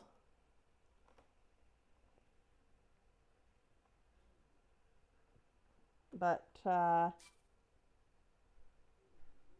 yeah, Dueling Peaks Tower autosave. So I may have to click through all that information about the Sheikah sensor again. We'll see. Are y'all having fun? Because, I mean, I'm having fun, but I could play Breath of the Wild all day. Okay, let's see. Did I pin Hila Rao? No, I don't have the pin for Hila Rao. Oh, now my right joystick is drifting. Gyro's back, though. Man, what a temperamental system.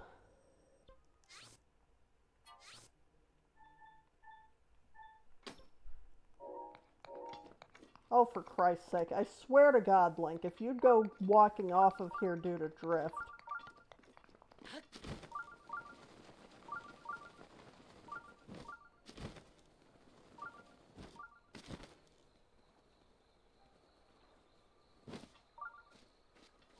Swear to God.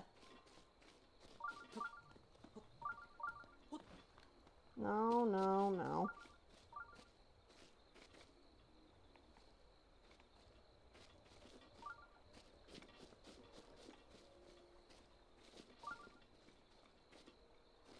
Can I please...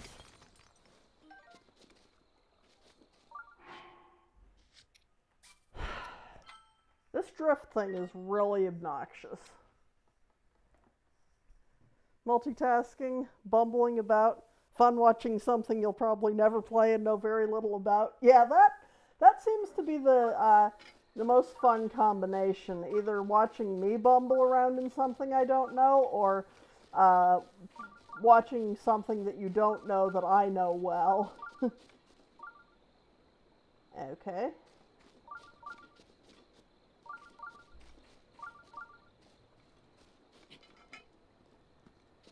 Fuck's sake, man. And usually the controls are much better than this. It's just the Joy-Con acting peculiar. So I may... let's drop down and get that. Because I always want more flint. Because you have to have flint and a metal weapon to light a fire in this game. Most of the time. But, yeah, I think for the next stream, I'll probably go back to the Xbox controller, which is annoying. I think... I'm thinking out loud here. I think... Oh, for Christ's sake, Link. What I'm actually going to do, before I try to stream this game on emulator again, is I am going to, because you can Bluetooth connect Joy-Cons to a Switch Lite, which is what I have. You can't stream from a Switch Lite even if you own a capture card. Those down there are pretty tough enemies with 50 health apiece, so I don't want to draw their attention. Oh god, Ridahi. I don't know if I should even try Ridahi with... it's another bottomless pit shrine. There's a lot of pretty precise movement. I don't know if I should even try it with drift.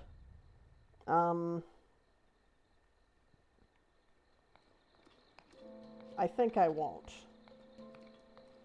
I think I'm going to save here, quit out, and set it back up with my Xbox controller because good God. And then before I try, or actually I'm probably going to switch games, I think, because this is really driving me bonkers. But I'm going to, that's not what I was trying to do. But I am going to, before I stream Breath of the Wild again, I'm going to take my Joy-Cons to my Breath of the Wild save in, on my Switch and see if these Joy-Cons actually have drift or if there's some problem in the CEMU settings. But for right now, let me plug my Xbox controller back in, and I'm going to mess with CEMU mappings for a minute. Have temporarily ceased reading fanfic because it's time for a raid in Guild Wars, but you have 2 monitors. I am happy to, you know, hang out and be background noise for whatever. I just really like having the social aspect kind of going on. So let's see, input settings, and let's see. So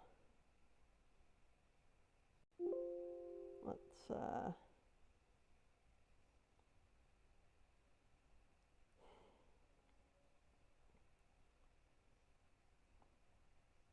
clear that, and then let's see, Xbox, and I'm remapping my Xbox controller to work as what CEMU thinks is a Wii U gamepad, so it's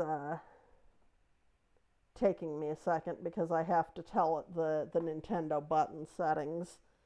Let's see. Alright, select.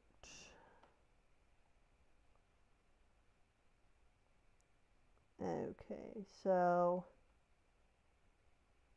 that does seem to have everything, okay, and it doesn't have motion, but I can turn it on to use rumble, which I will do. Excellent. Okay. But, of course, it does not have gyro, which is slightly annoying of it. Yeah, parallel play, exactly. Okay. That is disappointing about the Joy-Cons, but I'll test them out. I'll see if they actually have drift or if Simu is being weird somehow.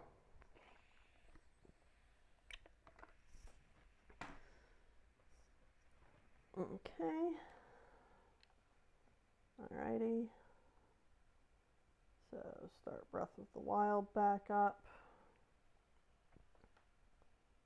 Go into full screen. Whew. I do really prefer playing with gyro, but here we are, I guess.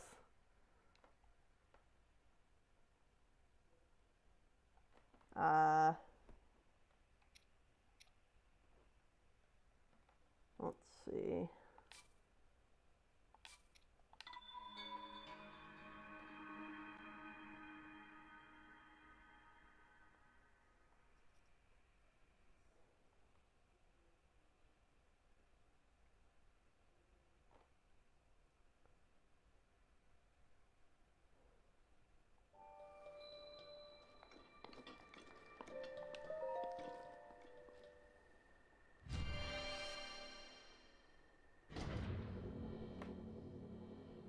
Okay, we have rumble working.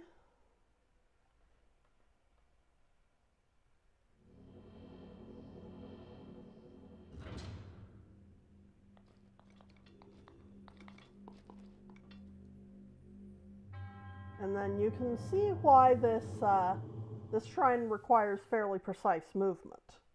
So,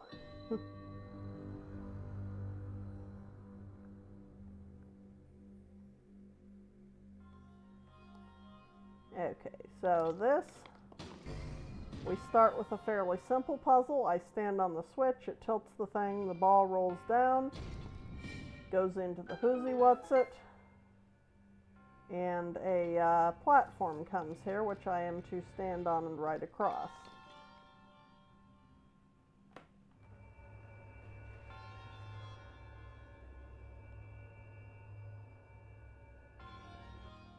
And then if I wish the platform to stop moving, I can walk down there and pick up the ball. For this platform, there is no particular reason to wish it to stop moving. For this one, you can see that I have to get it to tilt at the right time, which is a little bit more fiddly and will probably take me a few tries. Nope, got it first try. Phew, that doesn't happen often. And then I want to be standing here. Perfect. And then that takes me up there. And now we have a third one.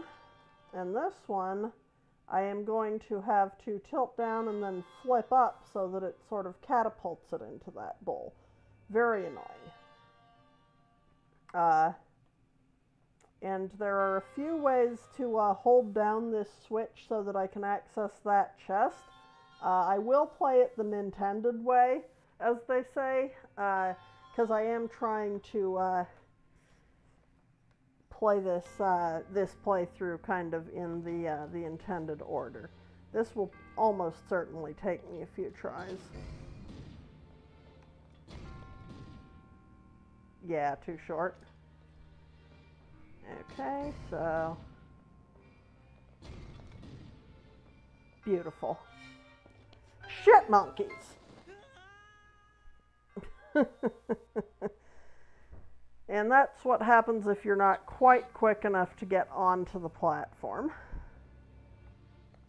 There we go.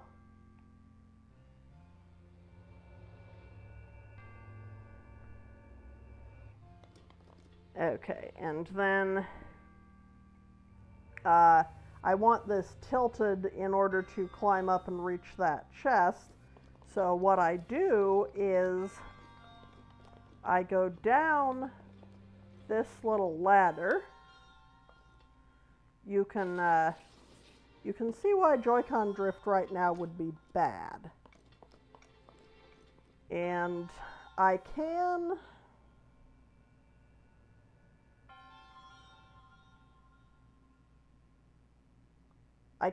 use magnesis to move this barrel up there and then ride it all the way across.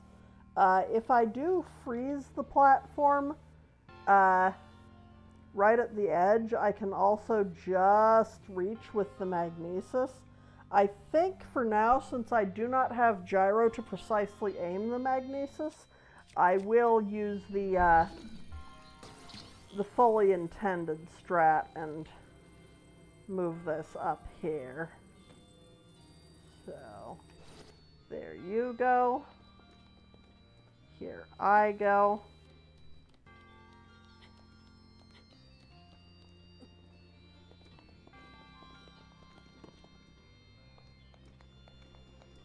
Here this goes. I wait for this to come back.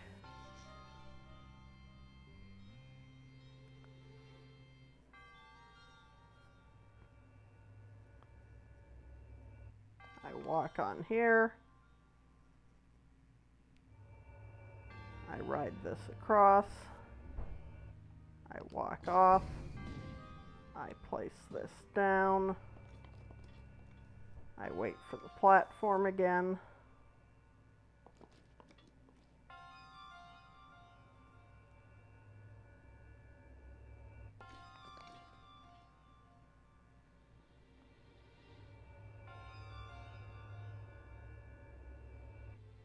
I hop off onto here. I walk up here.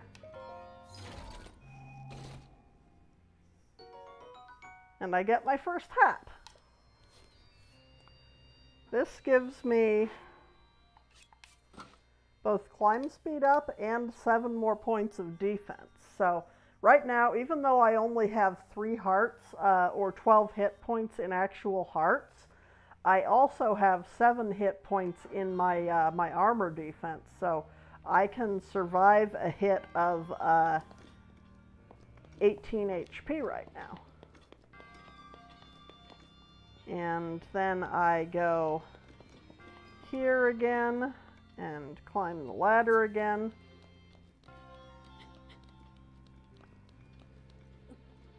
And we can see if I open my map that the shrine name now has a tiny chest right next to it, and that means that I got all of the chests that are in this shrine.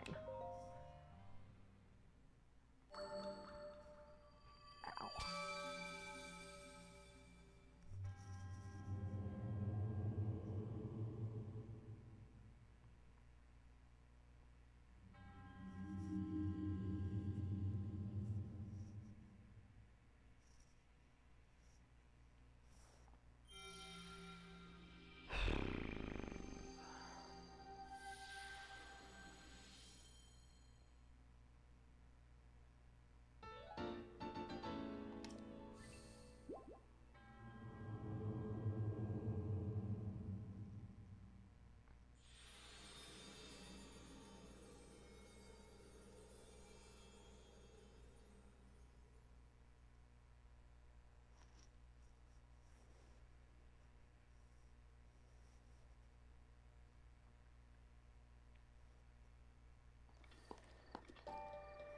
Okay, and I still don't feel like fighting those 2 Lizalfos.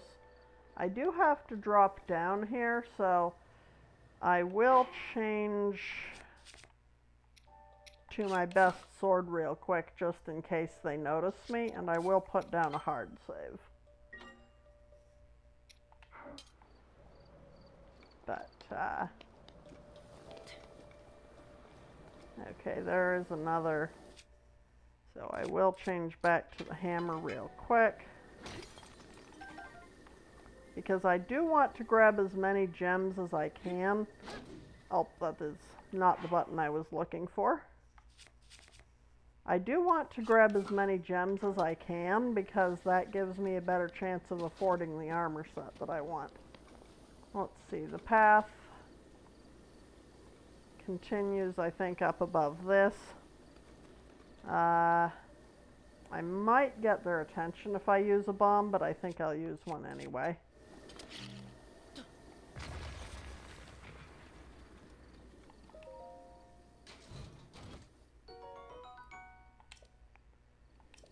I'm good on bows, I think. So that chest will just stay there until I, are we not? I guess we don't have the next part of the path yet. I know the path does continue, but, nope. I guess it doesn't start until over there. I swore I turned off the shrine sensor. I know there's a shrine nearby. So, right, it was, the game crashed, so that was, so let's put down another hard save.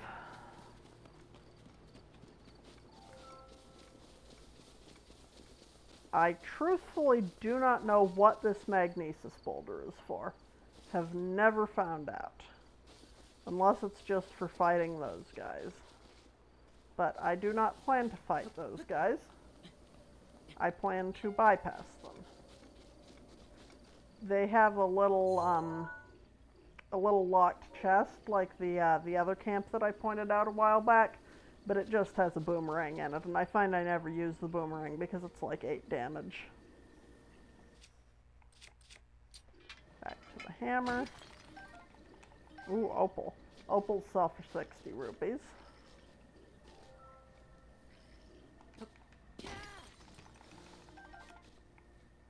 Ambers sell for 30.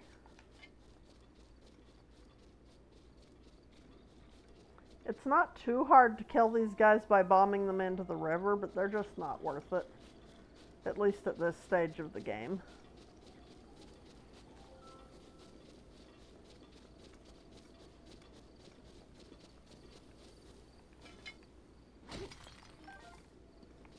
I'm mostly getting flint from these rocks, but that's fine. I will use plenty of flint.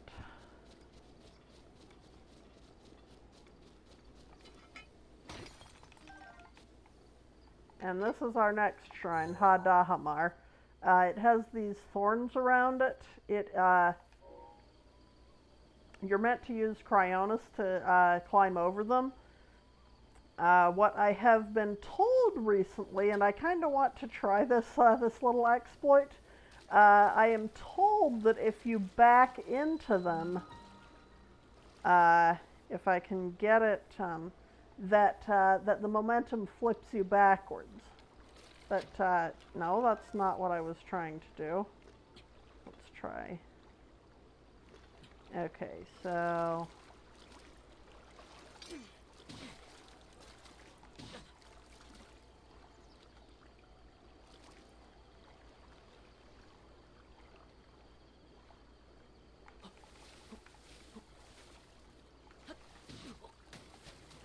did not work quite the way I wanted. That's fine. I'll just use cryo. A lot of the speedrunning tricks work perfectly fine for people who are not me. I just don't really have the precision to get them. I'm much less impulsive than you when it comes to gameplay strategy. I am extremely careful in a lot of the video games I play. I really don't like dying or failing or getting hit. So, especially in a game where I know very precisely, I I haven't finished it, but in Breath of the Wild, I have been working on for a while on my Switch a save where I use a glitch to avoid enemy respawns, and I'm trying to kill every enemy in the game without letting any of them respawn. So I have encountered a lot of these enemies and know exactly where they are placed. So, okay, now this one is a little bit of platforming. You need cryo in here. The first one is not a bottomless pit, but it would still be a lot easier with gyro aim. This is going to be a pain in the ass without gyro aim, because you have to have two cryo blocks, and there's barely room. Come on.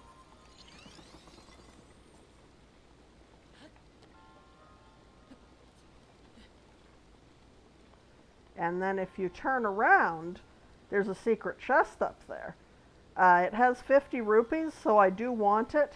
So let's start by breaking the one of those, and then this without gyro I am not enjoying. But let's try. Let's see. I can have it a little bit down. Okay, and then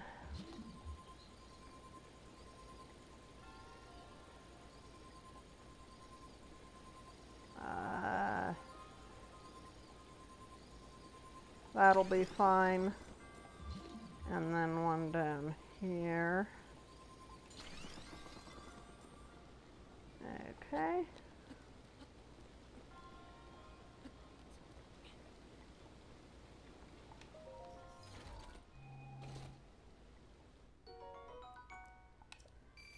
Yeah, I have not, in this save file, I have not stopped by any of the DLC chests yet, except the ones on the Plateau.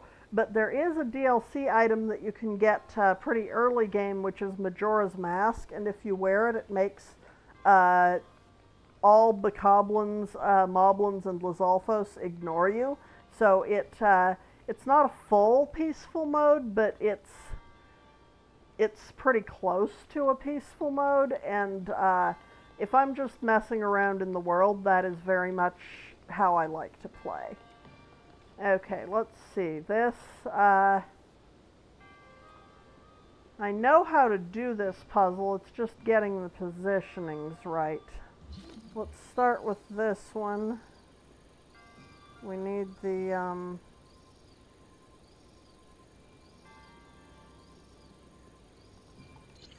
need one there. I need one here. I'll let the ball roll by so that I know my positioning pretty much. Yeah.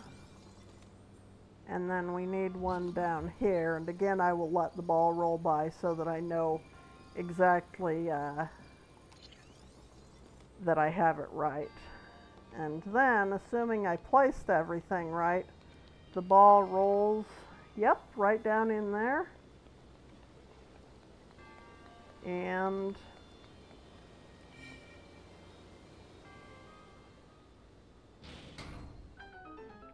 there we are. Check my map real quick. Yep, and I got the only chest. So there we go.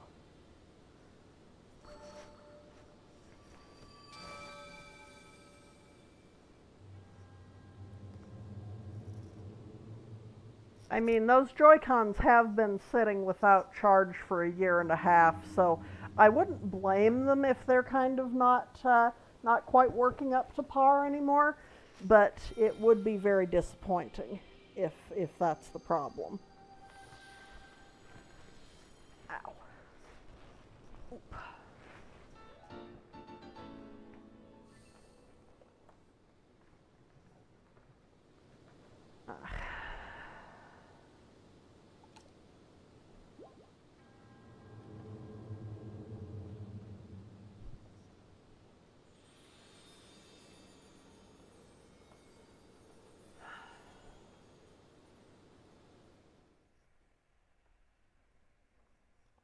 I mean, it would also be really fascinating if you can get Joy-Con drift just by letting your Joy-Cons sit and you don't even have to wear them out. And now that we beat the shrine, the spikes are gone. If we had just gotten the warp point, they would still be here. So let's go over and encounter our first stable. Stables are very important. Beetle here sells the most expensive arrows in the game. They are 6 rupees per instead of 5. Wow! Beetle is available at every stable.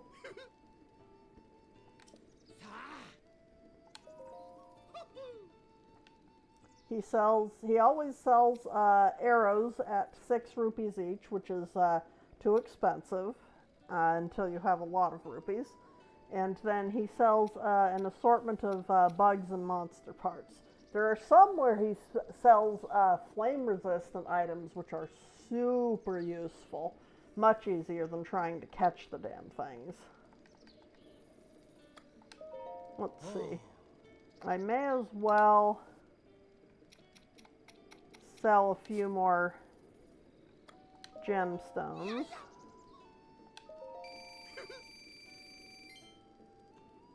$14.90.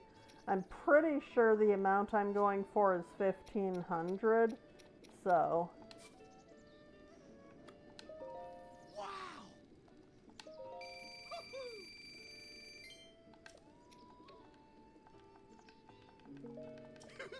there we go.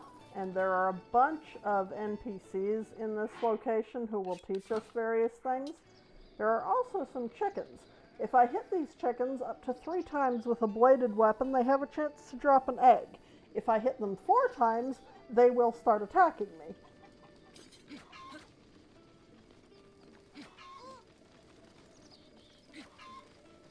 No egg from that one.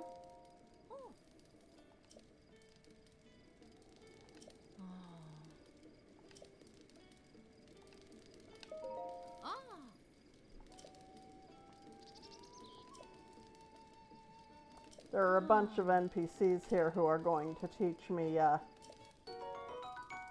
various things about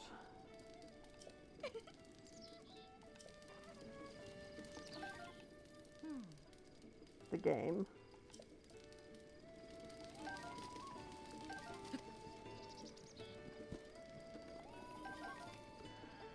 Let's see.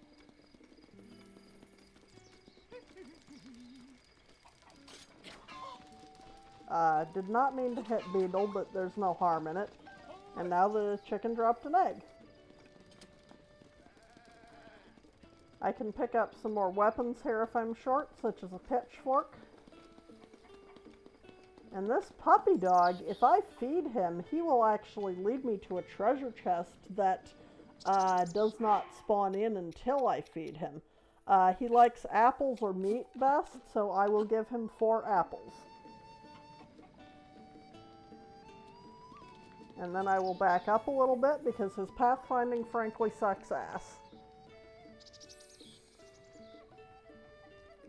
Yeah, the infamous Zelda chickens, or cuckoos as they're called. Yeah, I've seen videos around about, like, trying to get cuckoos to defeat Ganondorf and all of that. Very entertaining. But yeah, you can see the dog's pathfinding absolutely sucks ass. I think the chicken just ate the apple? Or no. The sheep, if I feed him over there, the sheep and goats can actually lock onto the apple and fuck up his pathfinding. But now he has been sufficiently fed, and he will lead me to this treasure chest, which was not previously here. And I have to use magnesis for it. It is, again, much easier with gyro, because I could just whip my controller. Without gyro, I have to pull it with the thumbstick for some time. And he gives me another 100 rupees. Thank you, puppy. And then I will use my current axe on these various crates, because crates usually have apples, acorns, and arrows inside them. And those are all things I can use.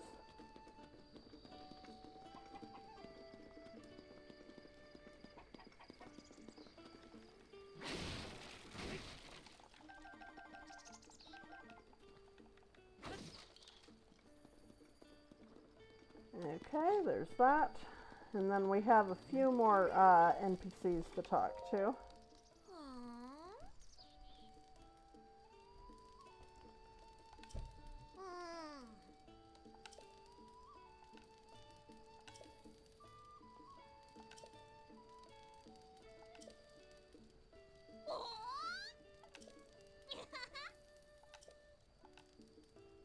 Welcome to the front of Dueling Peaks Stables.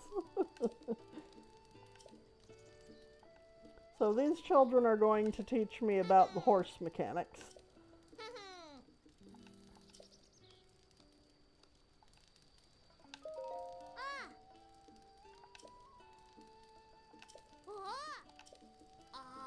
So you have to sneak up on the horse. So you learn how to crouch with your left thumbstick. You learn that horses with spots are gentle but have less speed and stamina.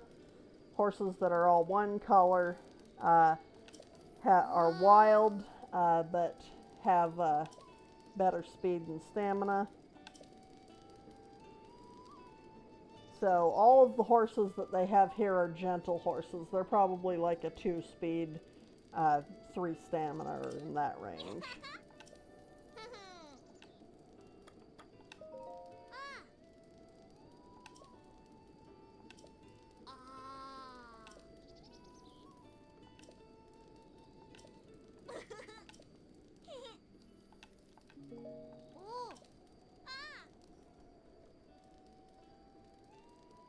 Yeah, I wish I could tame a stall horse. They're so cute. Hey! I mean, in a skeleton horse kind of way. But, you know. This guy is going to teach us about the enemy respawn mechanic.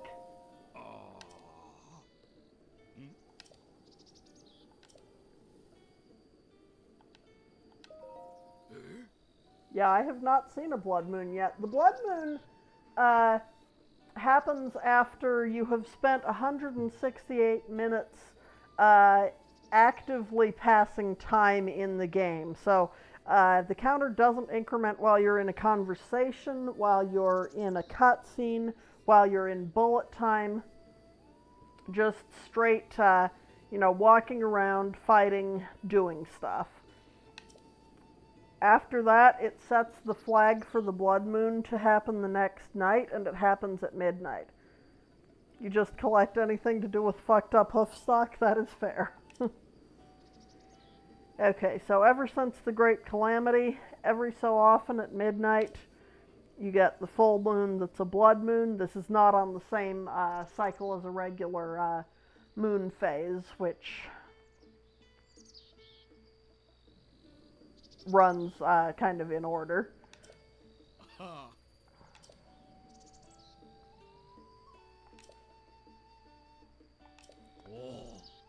So it's a little over 3 hours, or a little under, 3 hours of real time if you just left the game running.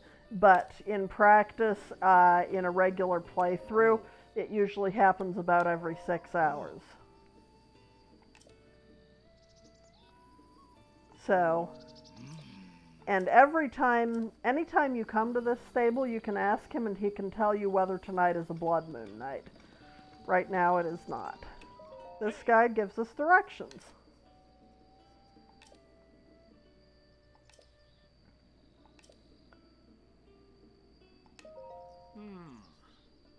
If only being on your horse made you actually move faster. Is that in Dragon Age Inquisition, or?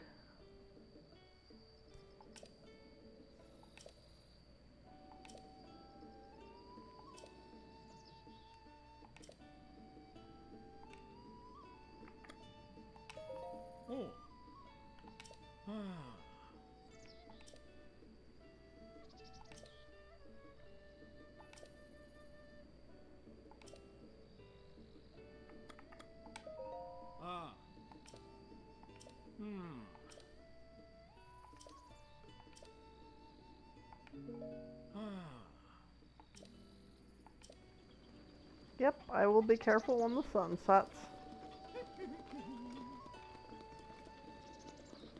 And then...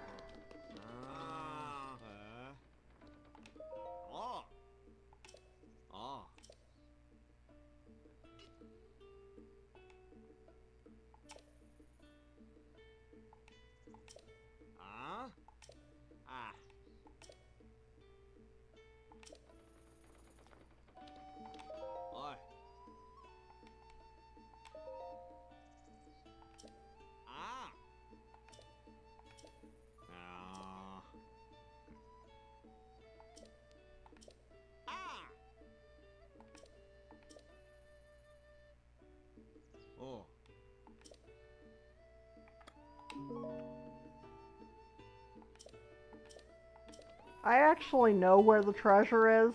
I have to pay them to get the side quest, but that's for a lot later. I can rent a bed for the night if I want. I'm probably not going to. What I am going to do... Let's see. You don't end up on your horse a lot in Inquisition for most playthroughs? That makes sense. What I am going to do is get out one of my amiibo cards and see if I can get the Joy-Cons to work long enough to spawn in the amiibo horse reward. So I will be back in a second.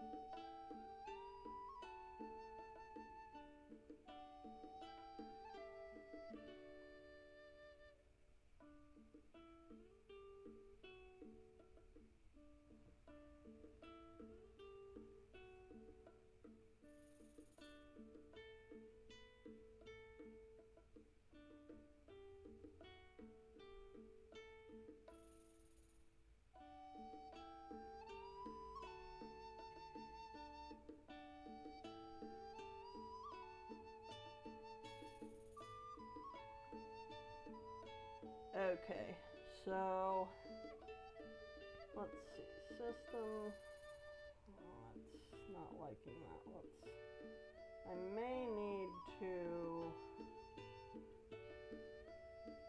yeah, I probably need to save and close the game again. I'll figure it out. Let's see, let's plug the Xbox controller back in. There we go, put down a hard save. Okay, close out of the game for a minute.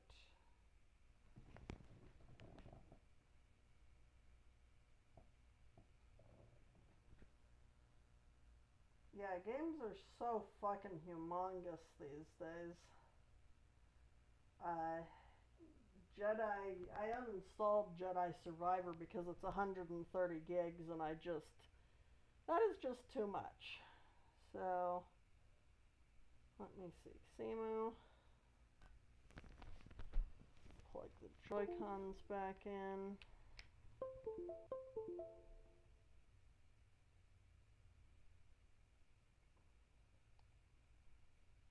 Okay. Input settings. And let's see, Joy-Con. Okay. This is a lot of fiddling. But if I can get the amiibo horse spawned into the game, that will be very, very helpful.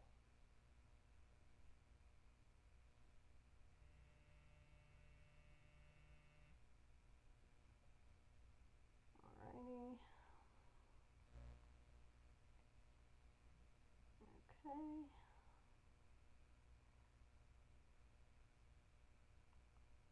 Let's see. We will find out if that works. It seems to be feeling slightly fiddly right now.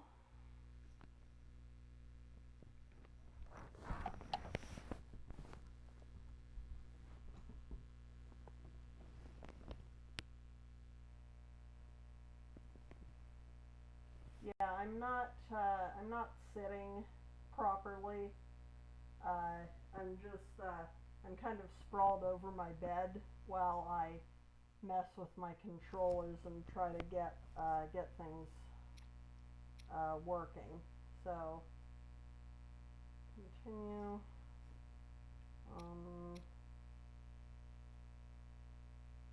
Which they are not right now. How obnoxious. Let's see.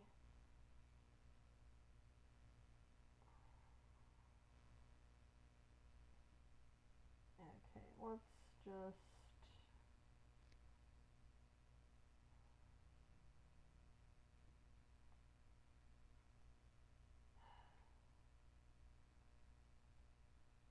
let's try this again. Sorry, I'm definitely having some oh, for Christ's sake. No, I'm not trying to close OBS. Alrighty. Open Simu one more time. And then options, input settings, profile,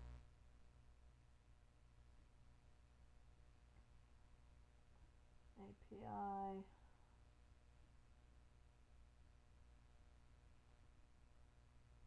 add.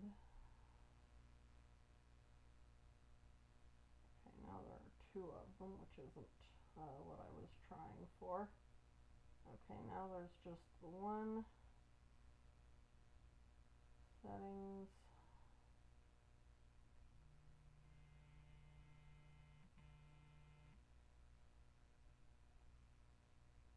Okay, let's see. Save. Okay.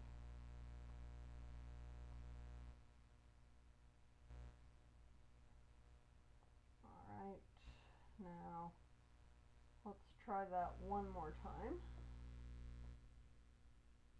Okay, booting up.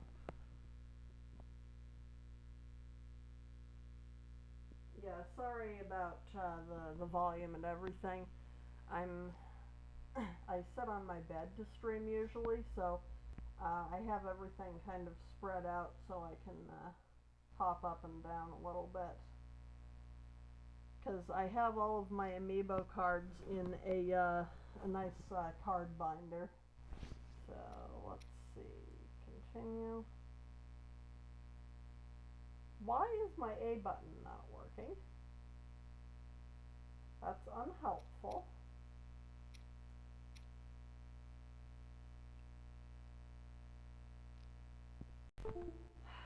It said it was connected, but let's try plugging it back in. Okay, it's thinking. It is objecting to being connected.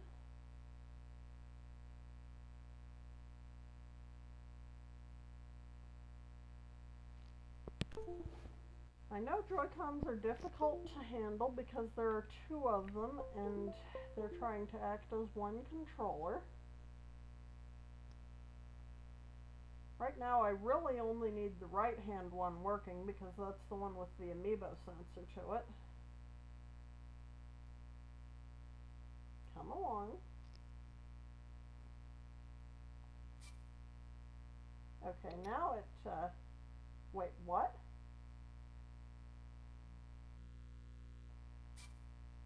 It's using the friggin' Xbox button mapping.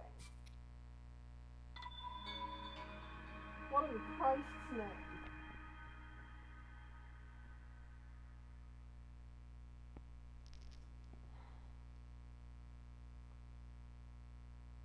So it is possible that the amiibo functionality will not work at all, but we shall see what we shall fucking see.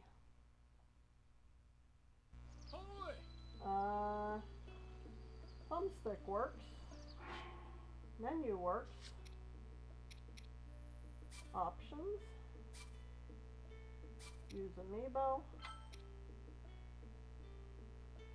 Okay. And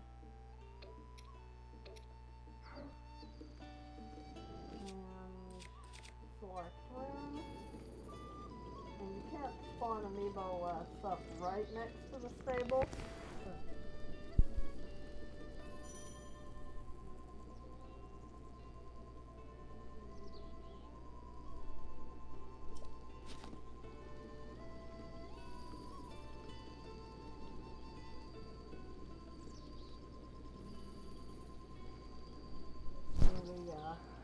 The amiibo.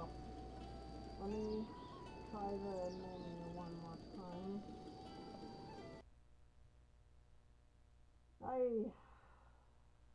Oh, and it's thinking about crashing anyway, or it's freezing. Yeah, it crashed. Fascinating gameplay, I'm sure. Let me know if this is boring, if I should switch to something else or finish streaming and tussle with this on my own time. Because I can get very stubborn about wrestling with shit like this. Okay, yeah, this is not... Let us,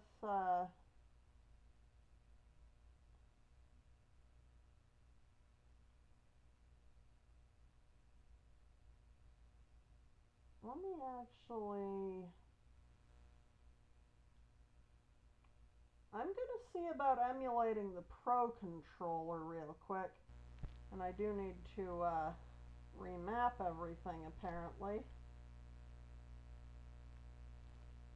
Plus, minus...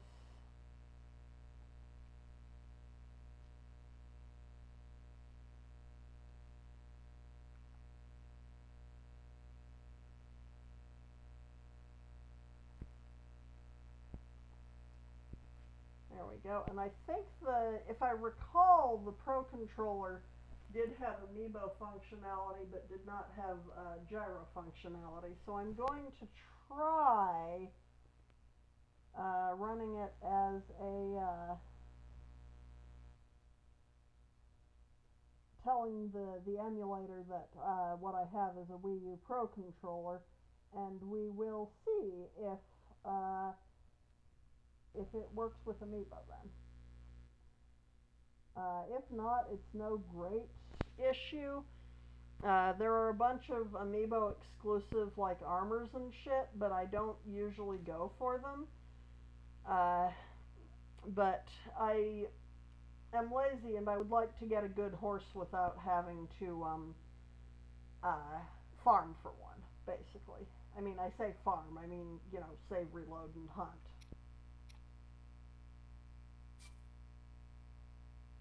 Okay, I have the buttons working, which is a start.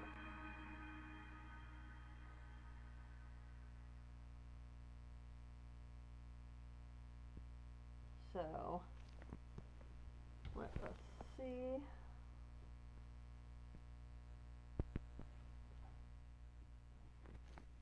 Okay, make sure I'm far enough away from the stable. Let's make sure I have Amiibo available.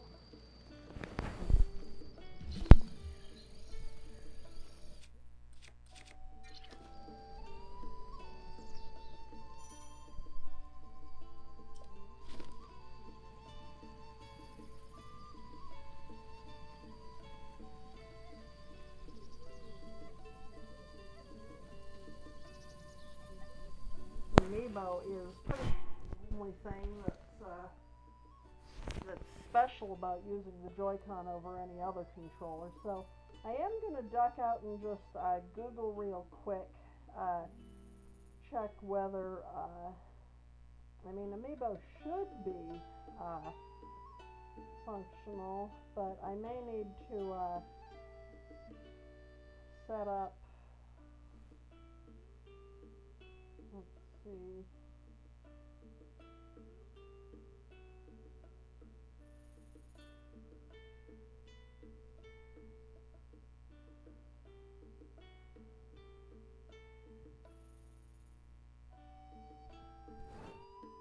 Let me see.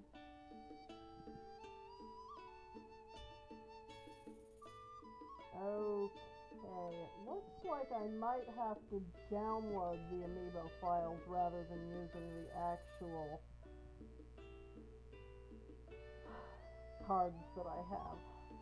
That's annoying. Oh well.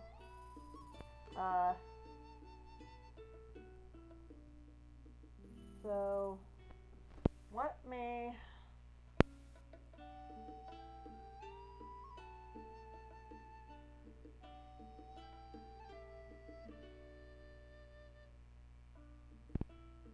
I don't really know what I want to do from here. Are you guys having fun? I could go on to the next area from here, or I could wrap up. I don't have a lot of preference, but I think I'm going to save the game, or actually, let me turn off Amiibo real quick because, yeah. Now save the game, and I think I'm going to maybe either wrap stream or take a quick break, see how I feel. But see. In the ability controls, we have now learned how to use Amiibo. Not that that's really annoying. But anyways, let's jump back to the title screen, and I'll I think take a quick break and kind of figure out what I feel like doing from here. I'll be in chat, and I'll be back in a few minutes. See if I want to wrap stream or continue or do something.